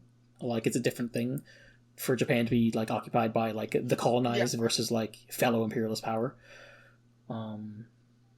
Parentheses, that's also the case in East and West Germany, by the way, but liberals don't like to hear that. You continue.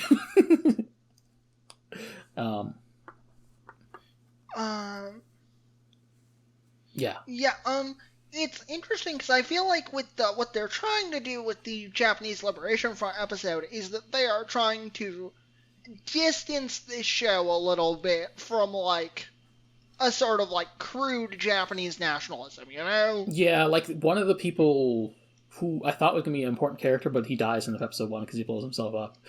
One of Callan's comrades, who blows himself up in the truck, says Nippon Banzai, and I'm like, that you can't just reclaim that as a national liberation symbol in your fiction when that was a fascist conquest chant.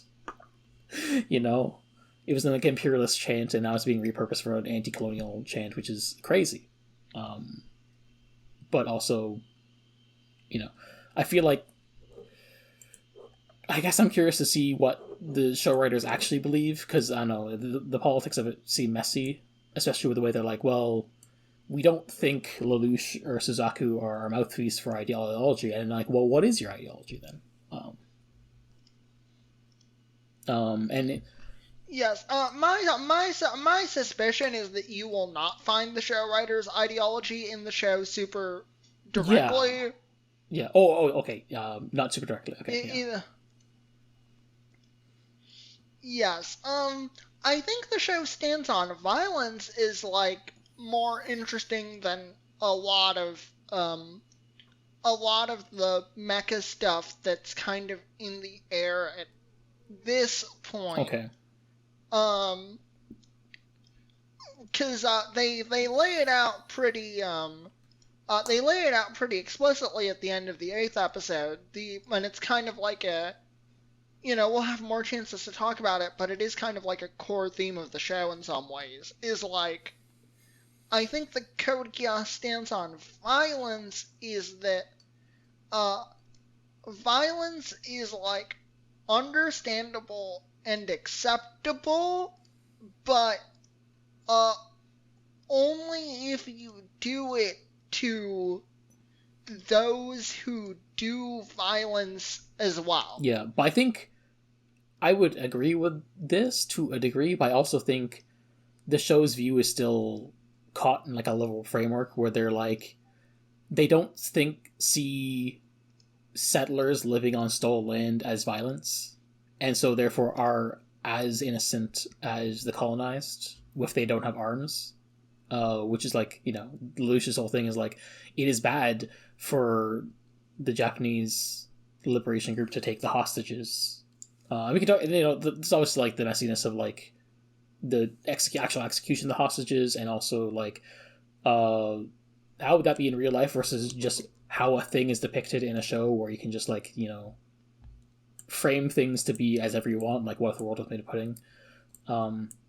It's definitely one of those things where I'm like,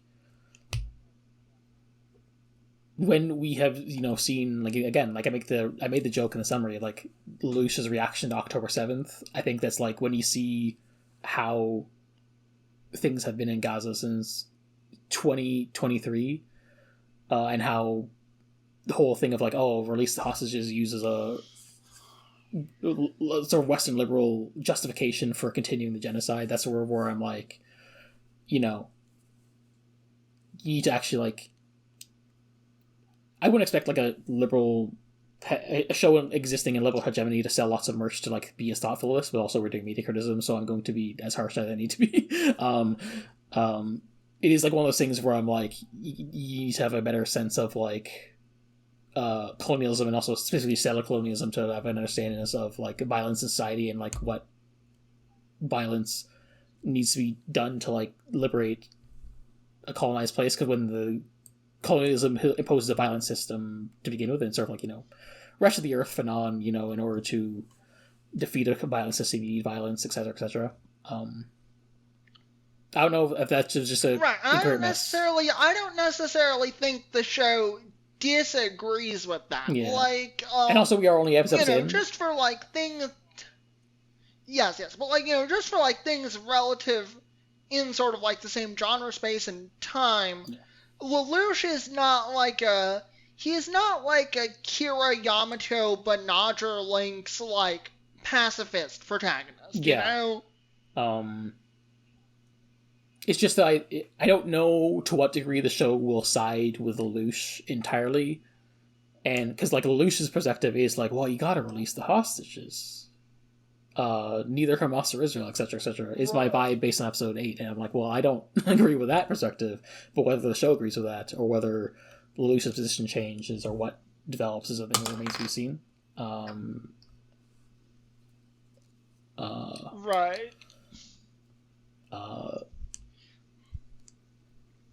But yeah, so far I'm like, well, I'm not expecting like necessarily the most best like advanced revolutionary politics in the show, but I'm also like, I'm interested in where it's going, just because I think like the first few episodes did like, and maybe the bar is low, but I feel like I was like impressed by the way colonialism was depicted, with like the way it's like, oh yeah, the ghettoization of Japanese society, which echoes a lot of settler colonial context with like reservations, or like South African Bantustans, or again West Bank and Gaza, or even like the original ghettos of the Jewish population in Europe, and then later the African diaspora in North America, which is like similar to like an urban version of the reservation. I guess. Oh, sorry. I keep thinking you're done. No, I was just saying like the quote unquote black ghetto in the urban North American context is like the urban equivalent of like the rural indigenous reservation in the same continental context of North America. It's like Yeah, in that context, I also quite like Suzaku's not in the sense that I agree with it, but like in the sense that I think it's a good thing to depict. I like Suzaku's like model minority approach, Yeah, it's interesting as a character, even if I do want to beat him with hammers, because he doesn't know how much of an evil man he is. I was just like internally screaming, Suzaku, you're so evil. You don't know how evil you are. He's like a dumb puppy, but he's, brings with him Satan. Yes. God, it's so hard to like talk around where the arcs are going. Obviously, I don't want to spoil you, so I'm going to do it. But it's really hard to talk around where the character arcs go.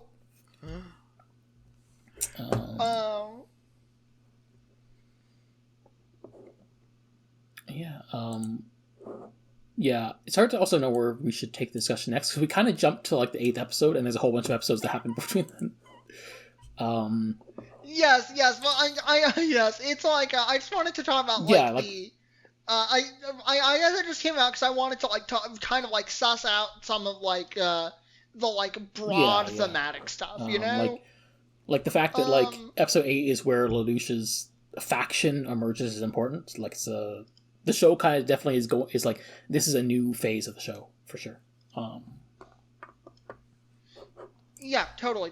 So I think talking about the way the politics are depicted in the first part is like worth doing. So like Code Geass is a show that is like, in popular parlance, it is kind of described as, what if an anime was every anime at once? And like you can definitely see that in the way that it like melds the school life stuff and the mecha stuff, which is not a genre combination you see very often. Why? Because I watched Gundam Wing thinking it'd be like this, and then it wasn't like this, and I was disappointed. It wasn't more like this. No, it wasn't. This is a mark in Code Geass's favor, that's actually pulling it off in a way that's enjoyable. Dare I say, I'd say it's even doing it better than Wish for Mercury, to be honest. Except, yes, I am inclined to agree with except, that. Instead of, and also, unlike Wish for Mercury, which has two girls who are in the same room twice getting married, you have, this. Yes, I'm sure you're aware, but they do have the same writer. I think I knew this, but I wasn't entirely sure. How will I judge him? We'll see. Which is gayer, being gay, or whatever the fuck Suzaku and Lelouch are going on? You'll find out what the fuck Lelouch and Suzaku have going on. I just realized in this official art they both have earrings that are tied together with a chain. What the fuck was Clamp doing? Clamp was goddamn cooking. I think Clamp should have been more in the writer's room. Because there's stuff going on in the official art, in the art they're doing, that's just like... I can't imagine being put onto the cell animation. But yes, my take on Code Geass is that no matter how well or not well it holds up to like thematic scrutiny and deep thought as a piece of entertainment, I think it's really solid. I think the vibe I always get is like, regardless of its actual quality, it's just really entertaining because so much happens. Like, part of the reason so much happens, I think they. I was gonna say, like, part of the reason the show is built up is not because it's quality, but because of it's just like, I don't want to say like meme energy, but just like everyone just is like the reputation of the show is like it's the everything happens so much show. It's like the craziest thing ever, and that like lended to its like being hyped up in my head. And in terms of totally. It being the everything happens so much show is definitely delivering. Like, I'm not being disappointed on that front. Like, even though I'm pretty sure I've seen that screenshot before, I clearly had forgotten, because when Lelouch pulls the gun, C2 pulls the gun on Lelouch, and then Lelouch pulls the gun on her, and then puts it up to his head, I'm like, what the fuck?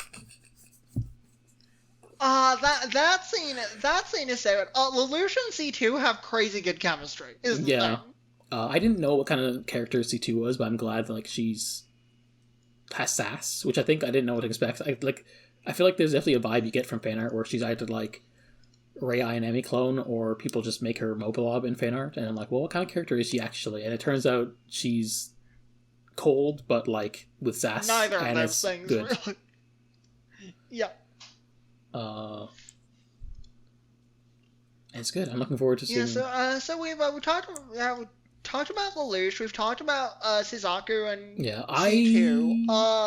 I know the show had a lot of other characters. I know the show has a lot of characters. Did anybody else stand out to you? I like the Lelouch isn't just like evil mastermind, but he has actual like pathos and things. He's like human connections that he values that motivate him. Like, you know, he loves his sister. Yes.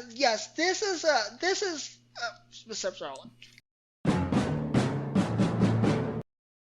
Hello. Sorry, I'll let you keep going. I think my internet cut out for a second.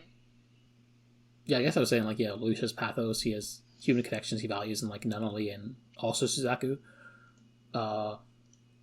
Also, despite the fact he tries his best to be the evil supervillain, mastermind, tactics guy, he gets really flustered when things clearly don't go his way, like when a cat steals his helmet, and it's the best thing ever.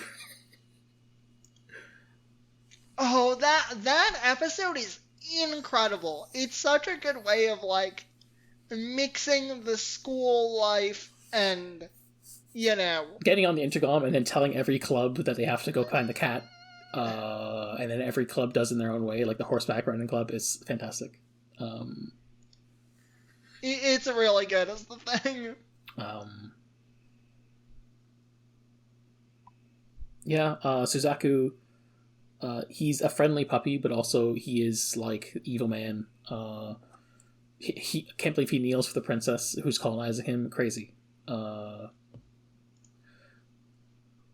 Also crazy that they're like tourists taking pictures of like the fucking destroyed dog at Shinjuku, and then like some Japanese guys go, like, what the fuck? And then, I don't know, Suzaku, like, suplexes them and owns them with the facts and logic.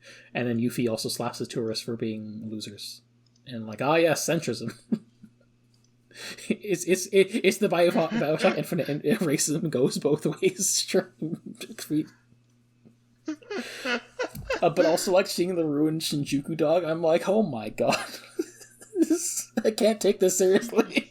I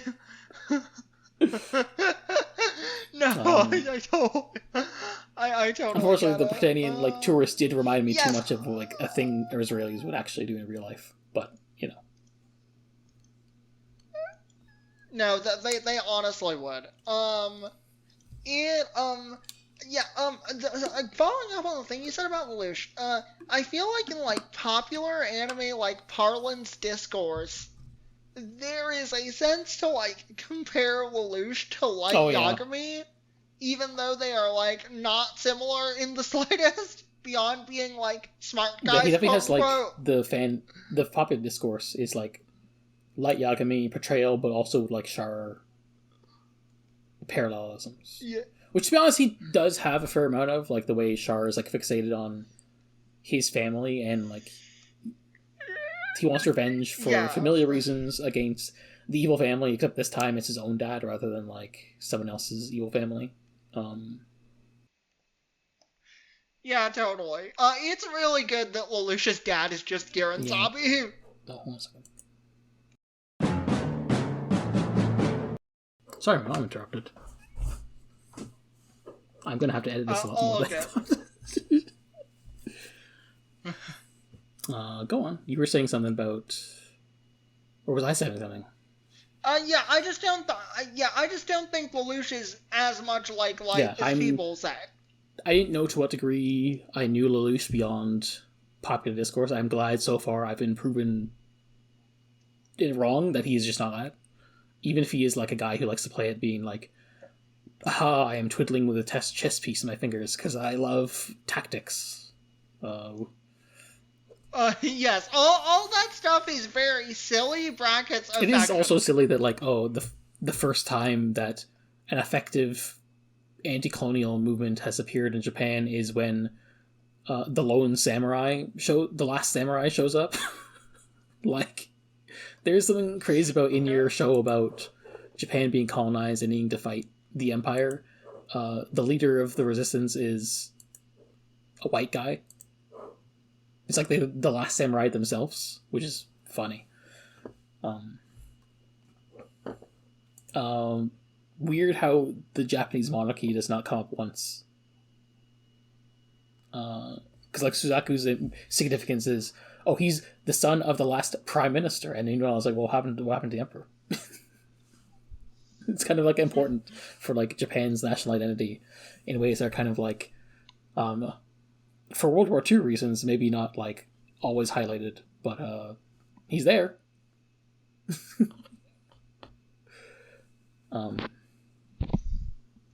I guess I think about it, like, not a lot of Japanese media actually talks about the emperor at all, which is interesting. Yes. Were you gonna say something about Suzaku or other characters? I feel like we've kind of already talked about Suzaku. There'll probably more to talk about, and some stuff may come up in conversation anyway. I had to I think there's stuff about the lore of the show that isn't made clear that I had to double check. Like I knew for years how some of the basic premises of Britannia was in the US despite being Britain, but also how it happened is not really said in the show.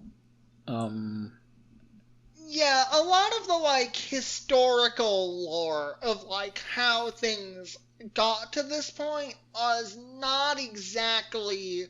I think that stuff kind of gets saved for side materials. I think I did read it was the British beat the American Independence War, but then Napoleon kicked them out of Europe. Which I guess is technically a thing that did happen with Portugal and Brazil. So there's precedent in history. But it's not that important in the grand scheme of things, to be honest. I'm curious because they're kind of major players at the start, and maybe less so now. What the deal with Jeremiah and Valletta is. I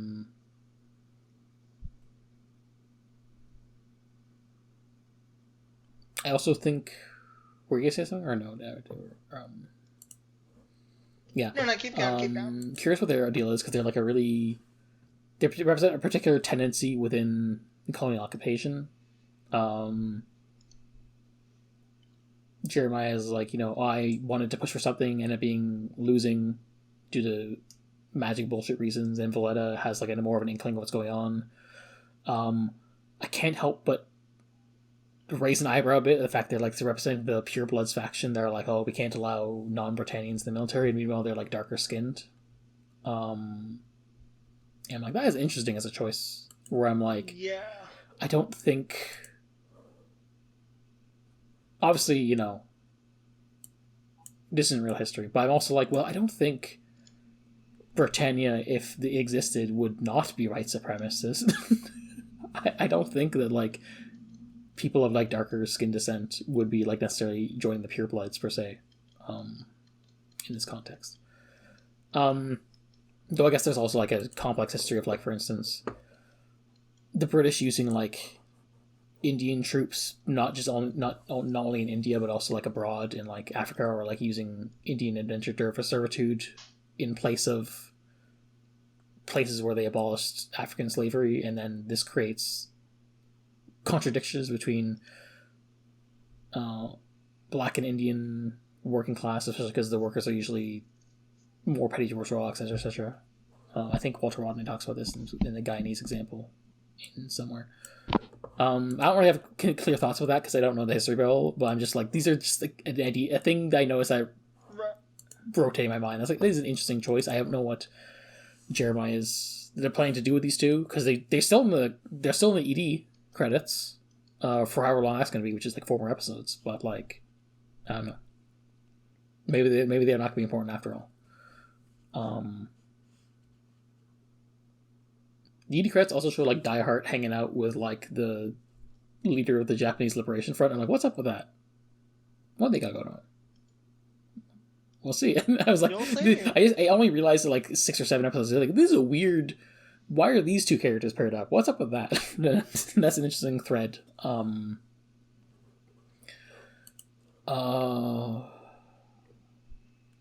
Yeah, I feel like sometimes the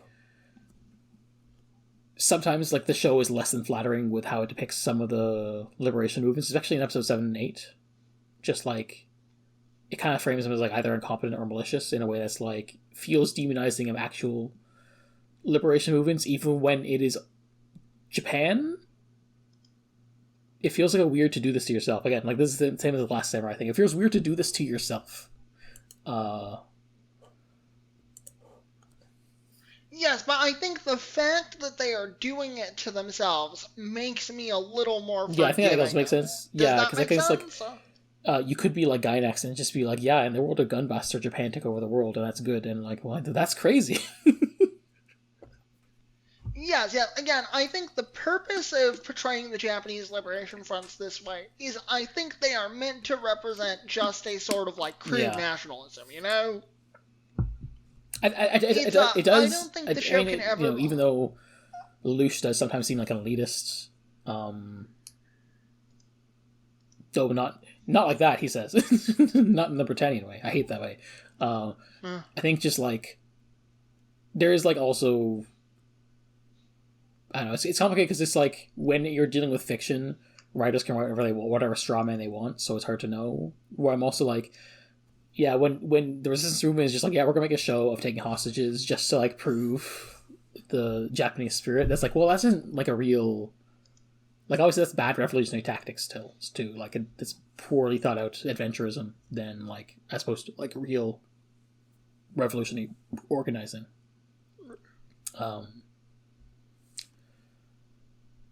But so yeah, I guess like in the case of like, yeah, crude nationalism, you know, obviously like nationalism in the colonized is progressive as opposed to the nationalism of the colonizer, though made messy by the fact that, well, Japan in real life is a colonizer who is making depicting in this piece of media themselves as the colonized, which, you know, messiness backflips. But in the show's own logic, Japanese nationalism is not itself a bad thing against Britannia, but like, there needs to be more to that to like actually liberate the country.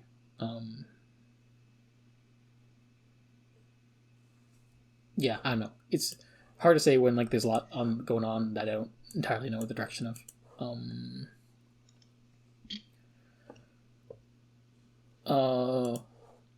What else is there? Suzaku is extremely Amuro. I feel like I could make a bulleted list of like the parallels, where it's like, oh yeah, Amuro is like the space noid who ends up being accosted into the empire, so to speak, of the Federation, and becomes the hero. And Suzaku is kind of similar, except, you know, Suzaku is like way more invested in the ideology committed to the system as an idea. Like he even says in episode 8, yeah, I feel like I find more comfort in like the coldness of the cold logic of a system rather than just like the uncertainty of emotions, which I guess is like his rationale for like why I will commit to institutions even if they're like, even if it kills me. I think like Lloyd talks to him in his cell and he's like, listen, the whole trial is rigged, and then Suzaku's like, listen, if I'd rather die than live in a world where like the system betrays me. And like that's so crazy. But also like the fact he's like kind of a sicko about it is kind of makes it a bit more endearing, even if he's evil for it. Yeah, it's interesting to not make the Suzaku... It's interesting to make the Suzaku Amuro character the secondary protagonist instead of the main protagonist. Like Hathaway. Yeah. That's a fucking good movie. Yeah. I hope Hathaway 2 comes out on Blu-ray Yeah, soon. me too. I need to rewatch CCA and Hathaway 1. In our G-Cuck spoiler cast, in a tangent, Red brought up the Hunan report in relation to Char Aznavour. Where basically, like, one of the weaknesses of Char in CCA is that, like, he tries to shoulder the burden of the revolution himself rather than, like, trusting in the people who believe in him and, like, sharing the burden. And I can kind of see that similar in Lelouch, but, like, for different reasons, where, like, Char is definitely doing it in more of a self-sacrificing, I need to martyr myself so the others can pave a better future. Whereas Lelouch is, in some ways, even though he, like, hates the Britannians and their way of doing things, feels like, almost like, I don't know if it's, like, trapped by his blood, but he can't escape that own mode of thinking, the way he, like, he sort of, like, talks about how, like, when things aren't necessarily going his way, he's like, oh, there's useless resistance people that he's using as pawns, or, like, he still sees himself as a bit above everyone else. And so that's another way where, like, he's, as a revolution figure, is a bit flawed like Char, where he is not himself connected with the masses, but is also, like, disconnected from them in a way, for different reasons. Which I think is an interesting development that I don't think is intentional on the writer's part, but I think it's interesting for me to chew on. Which, you know, we'll see where that goes, especially since I technically know how the show ends, but not how we get there.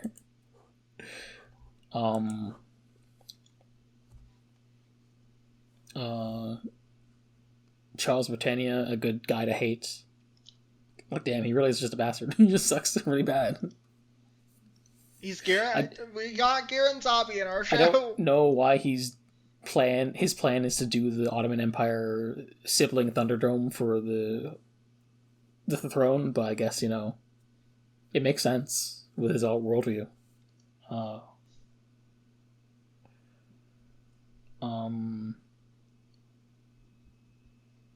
It is funny that when I look at, like, a basic map of the factions, I'm like, wow, this is exactly the same as also Gundam 00 and Gundam Seed. It's like they only know how to do one map.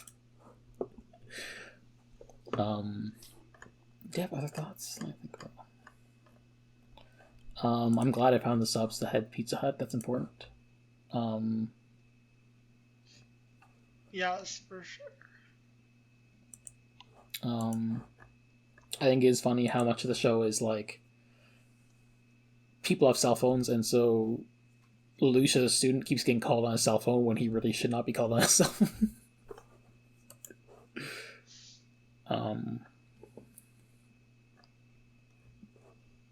I think when the animation when Lelouch first makes his contract for the C2 is really cool. The way it just becomes monochrome. I was just like, damn, that's some sick stylisticness. Big fan of that. I don't like Nina because she's just like the token racist friend. Yeah, that's totally fair. There is an infamous scene with her. That is one of the two scenes that I know about in the future. That I mentioned previously. Okay, we'll talk about it when we get there. I just wanted to know. That scene is like too infamous. Much like the ending, that scene is too infamous to not know about. The other one I think is still technically a spoiler, but it's also like I don't know the context for it, so we'll get to that.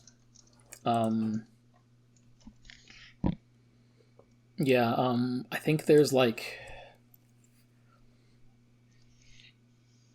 there's definitely missing mysteries at the end of episode 8 where we don't know how Lelouch feels about Yuffie.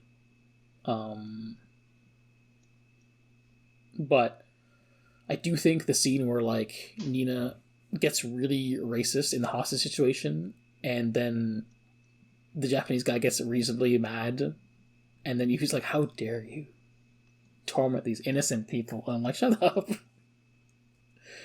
She's like, "Damn, oh no." She like says a slur to the guy, and he's like, "Excuse me."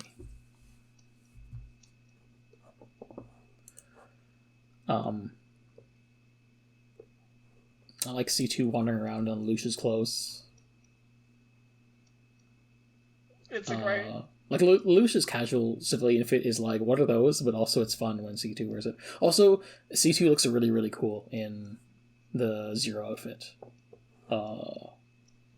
If a figure of that doesn't exist, it should. And they're cowards and they're stupid.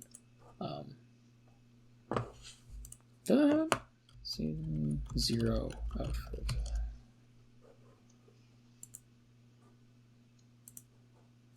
Okay, I've seen a lot of official art of it, which means they are smart. They know.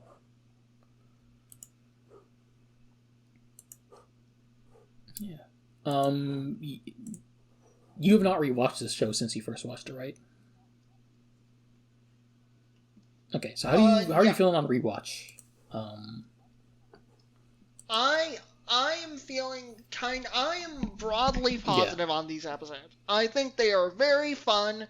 It's not like super rich as a text or anything, but there are like little things to grab onto, and I think the character work is generally pretty solid. I think that's about where I'm at, where I'm like, as a piece of entertainment, it's fun, I'm having a good time, I'm glad I'm watching it finally.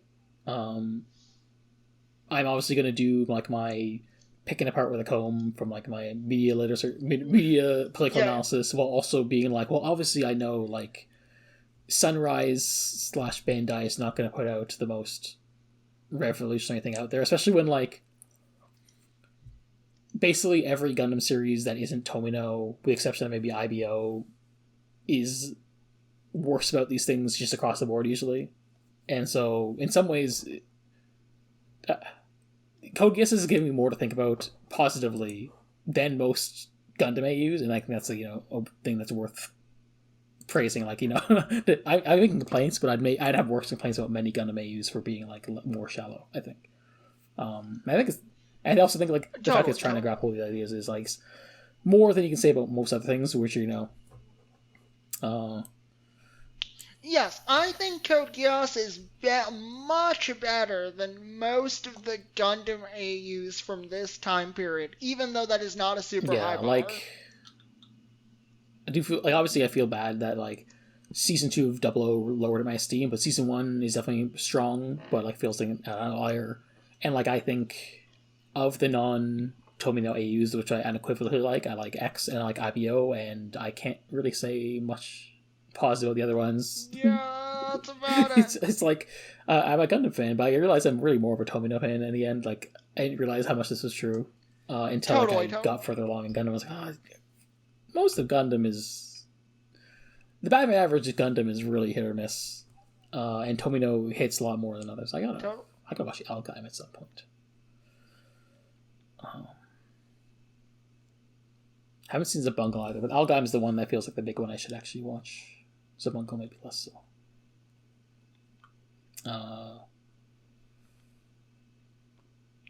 Also, Clamp. Clamp is good. I like Clamp.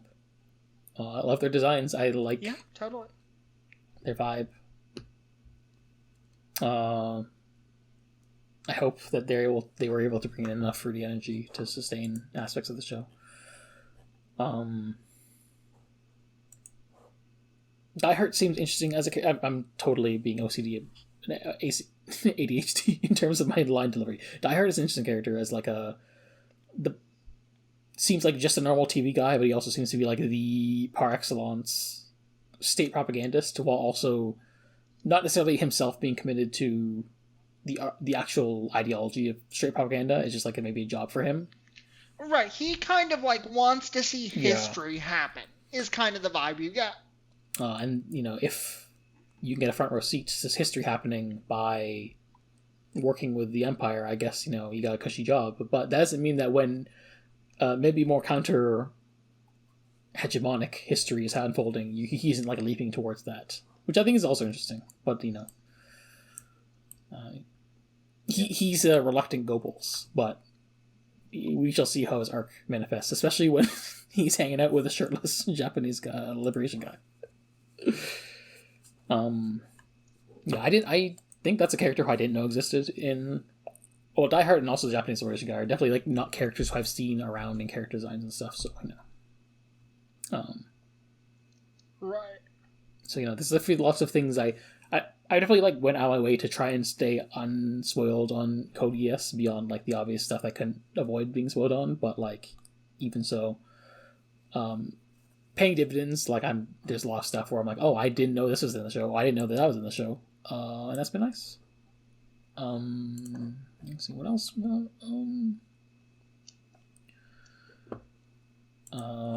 There's like more harem hijinks than I'd expect, but also Lelouch being who he is, it's funny to the degree he just like isn't fazed by it or has to pretend to be fazed by it.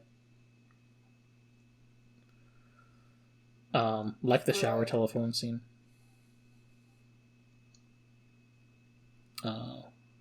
Which was crazy. But it is funny to like have the scene where, you know, they pop the champagne bottle and Callan goes like sicko mode and like blocks the cork, but then gets the the champagne on her head. It's really good. And then the scene where Shirley's like, they're doing the bait and switch where Shirley's like, oh, you have a secret. You like Lelouch, don't you? And then she's about to pull out the knife on her. I guess we haven't talked about Callan much as a character. But she's cool. She's cool. I don't feel like she has too much in these episodes. So probably, I think we'll have more to talk about. She's a strong start because she shows up like being the mecha pilot for the Resistance until they get other ones. And then we get sort of the bait. We sort of get the rug pull where she's like, oh, she's actually a student at the school, and her alter ego disguises that she's really sickly and frail, and so like really timid. And then Lelouch is like, wait a minute, she's a combat sicko. And, you know, I really like the sort of battle of wits. I hope that returns, because like, right now, Lelouch has diffused the situation, but obviously it's going to come again, hopefully in the future. And just the fact that she is going to be interacting with Zero more in the same room as part of the Black Knights is also going to maybe add to that. I'm hoping for. It does feel like the most contrived thing ever to like put all the major characters in the student council for no reason. But it's charming in the anime way where it's like, oh yeah, you know, that's anime for you. Suzaku as the transfer student is crazy. What was he doing? It's really good. I like the excuse being like, well, really you're 17 years old. You should be in school, obviously. Even if you're also a soldier. And he's like, I can't do this. I have work, which is, you know, being in the army. Being a cop. I don't know what to think about Lloyd yet, other than he's crazy science guy. But Cecily seems like a nice big sister to Suzaku. Cecily's nice. Even if she's also a cop. A cab. Putting aside, obviously, Suzaku's copness, I do generally like his interactions with characters. Like, you know, he's a nice guy.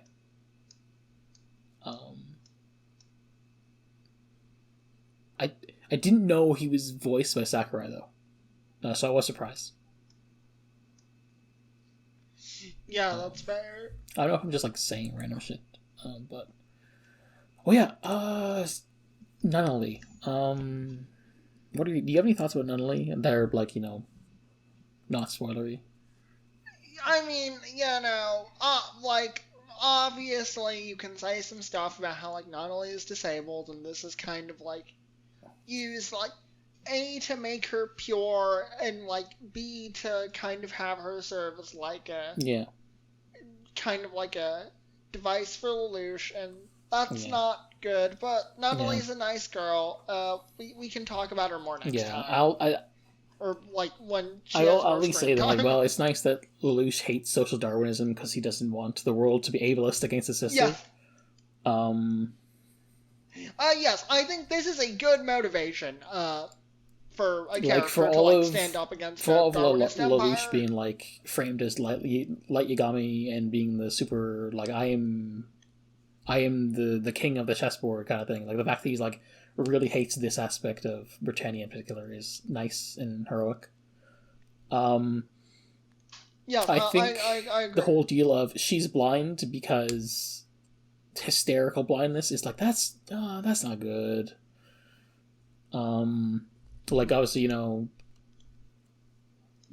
bullet wounds, they are what they are, but like, you know, looking at like, oh man, she was just so mentally traumatized that she got this illness that maybe will recover when when things are over. Which is in, you know, things happen a bunch in Ultraman where we have the quote-unquote medical miracle where, like, the character of the week has, like, some kind of illness / disability, and then when the kaiju is beaten, their character arc is resolved, and so is their disability / illness, and it's like, well, that's never fun. It definitely, like, makes light of disability. So I'm hoping things aren't that bad, at least. So we'll see. She's nice, though. It did feel a bit eye-rolly when she's introduced doing origami with their maid, Sayako, and then Lelouch comes home and she's like, did you know about the Japanese craft of origami? Japanese culture is so amazing. And I'm like, okay. Relax. Yes, I think it is realistic that, like, a 14-year-old girl would, like, act like this or in this situation. But that doesn't mean we it's like the same thing as, like, you know, in the context of the universe, Japanese nationalism would be progressive against Britannia, while also being like, well, in the real world, Japanese nationalism is very reactionary. And so, you know, what if they made a world where they're pudding, etc., etc. It's like one of those things where, like, yeah, people will be like, many people like to just work on the logic of what the author says or what the text says, rather than being like, the text is created in a real world context and what that means. Totally. Like, you know, every time Frieren discourse comes up and people are like, well, in the logic of Frieren, they really are the demons are really soulless and have, you know, no morals and are okay to kill. And it's like, well, please think about what it means for that the author made them that way.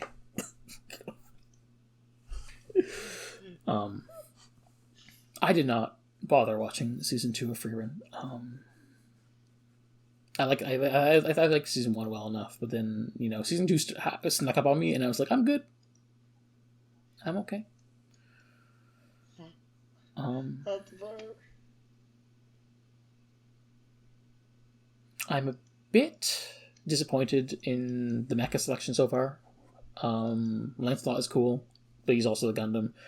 And I think Cornelia's big lance mech is cool. But I think so far, like, there hasn't been a lot. It hasn't been as much mechs as I thought. And so there isn't the pickings of what the cool ones are has been slim so far.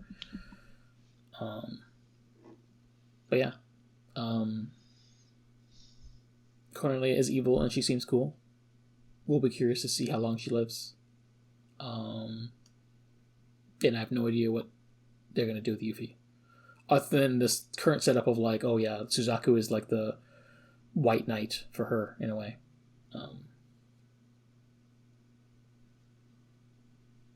Right. Yeah. Like, we're definitely like in the start of a new arc, as opposed to being like at the end of, because we kind of just had a whole arc with a Clovis in the future and all that. So, we shall see in the future. Is there anything else I'm missing? I think we've got most of everything. You know, obviously a lot happens, but also,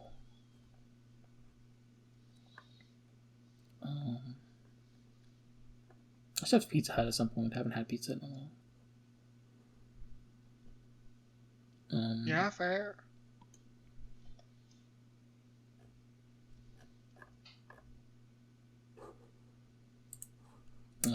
I think Shirley should be more like Relina, but also not too much like Relina, because Relina ends up being kind of useless in the back half of Wing. But what I mean is I want Shirley to be more entangled more as the show progresses, because right now a lot of the student council is definitely in like the student council is separate from the real goings on, which I think is good for this stage of the show, when like having that double life. Right, but you want to see that change at some point. So right now I think the double life is good, and what allows for like the show to be better at the school stuff than Gundam Wing. But obviously I want things to get messier as things go on, as like everyone's fates gets intertwined, beyond past the Rubicon, no return. I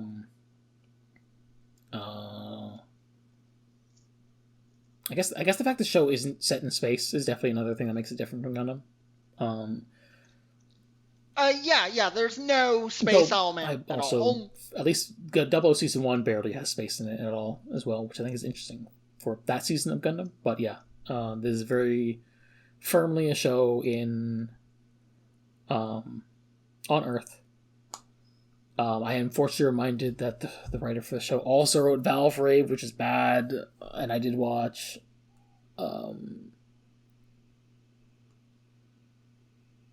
Valve Rave the Liberator. Not a good show. I guess I've heard that show has vampires in it somehow. He's another show that kind of starts with like I think a similar Geass energy of like everything's happening, what the hell, and then it does also shit the bed at the end. I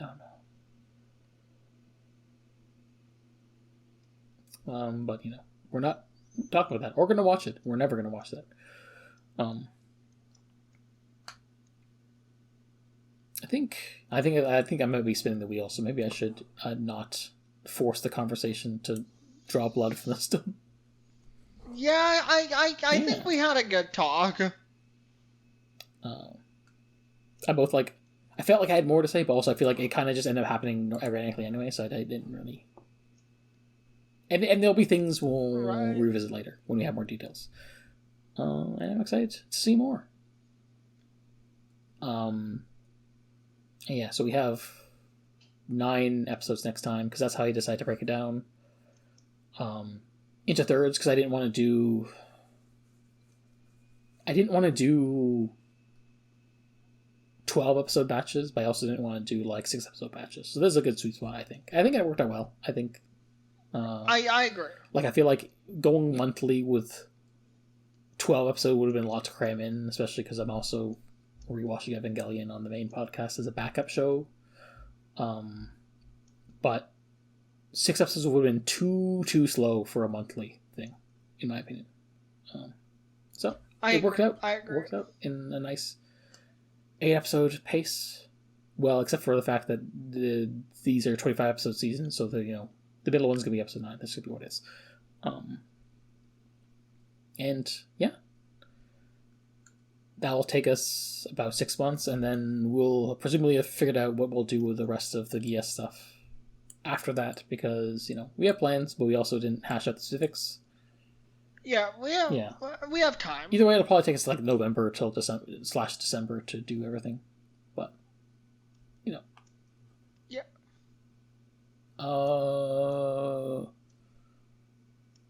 This is a new season, so I don't know what we do, because we aren't ranking kaiju. I know. We don't really need to do anything right now. Maybe we can do a character I didn't think there'd be enough room for that, but I was just like, oh wait, yeah, there isn't a thing before the outro in this for Geass, I guess. So I guess we can just go to the outro. Give your plugs, Katherine. Kimmy Katherine .bluesky.social. That's my social media account. Mismatchedwings.itch.io. That is the place where I upload my visual novels about gay women. I should do that. You should. an unbiased perspective. You should. Those are my main plugs. I'm you still got not any? on the social medias at the moment, so you can just send an email to ultrapod@gmail.com. If you have any Gamera/Geass emails, do send them, but also keep in mind, I'm watching the show for the first time, so don't spoil me. Yeah. We still haven't gotten emails for this pod, but maybe one day. Maybe one day. Maybe we'll now. Maybe. Also, I will say my co-hosts still don't know that this is that we're doing a Code Geass thing. I kind of kept them in the dark with everyone else, and so they're gonna find out when this episode drops, just like everyone else, which will be fun. It's one of those things where they have both seen it obviously, and they talked about it here and there, and I've had to mention every once in a while, like, yeah, I haven't seen it yet, and they're like, damn, I kind of forgot. I keep forgetting you haven't seen it yet. And now they'll know. Yeah, and then I guess the pod. Ultra Q bisky.social, that's QUE, and then at ultra_Q on Twitter if you want that. That's for the main pod accounts. And I think that's it. It's always weird because when I'm hosting, I need to remember what the plugs are because I don't have much. But no, and yeah. It's not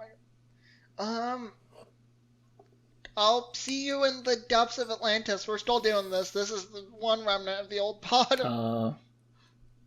And until Lelouch gives me an alternative order, I'll see you in hell. I guess.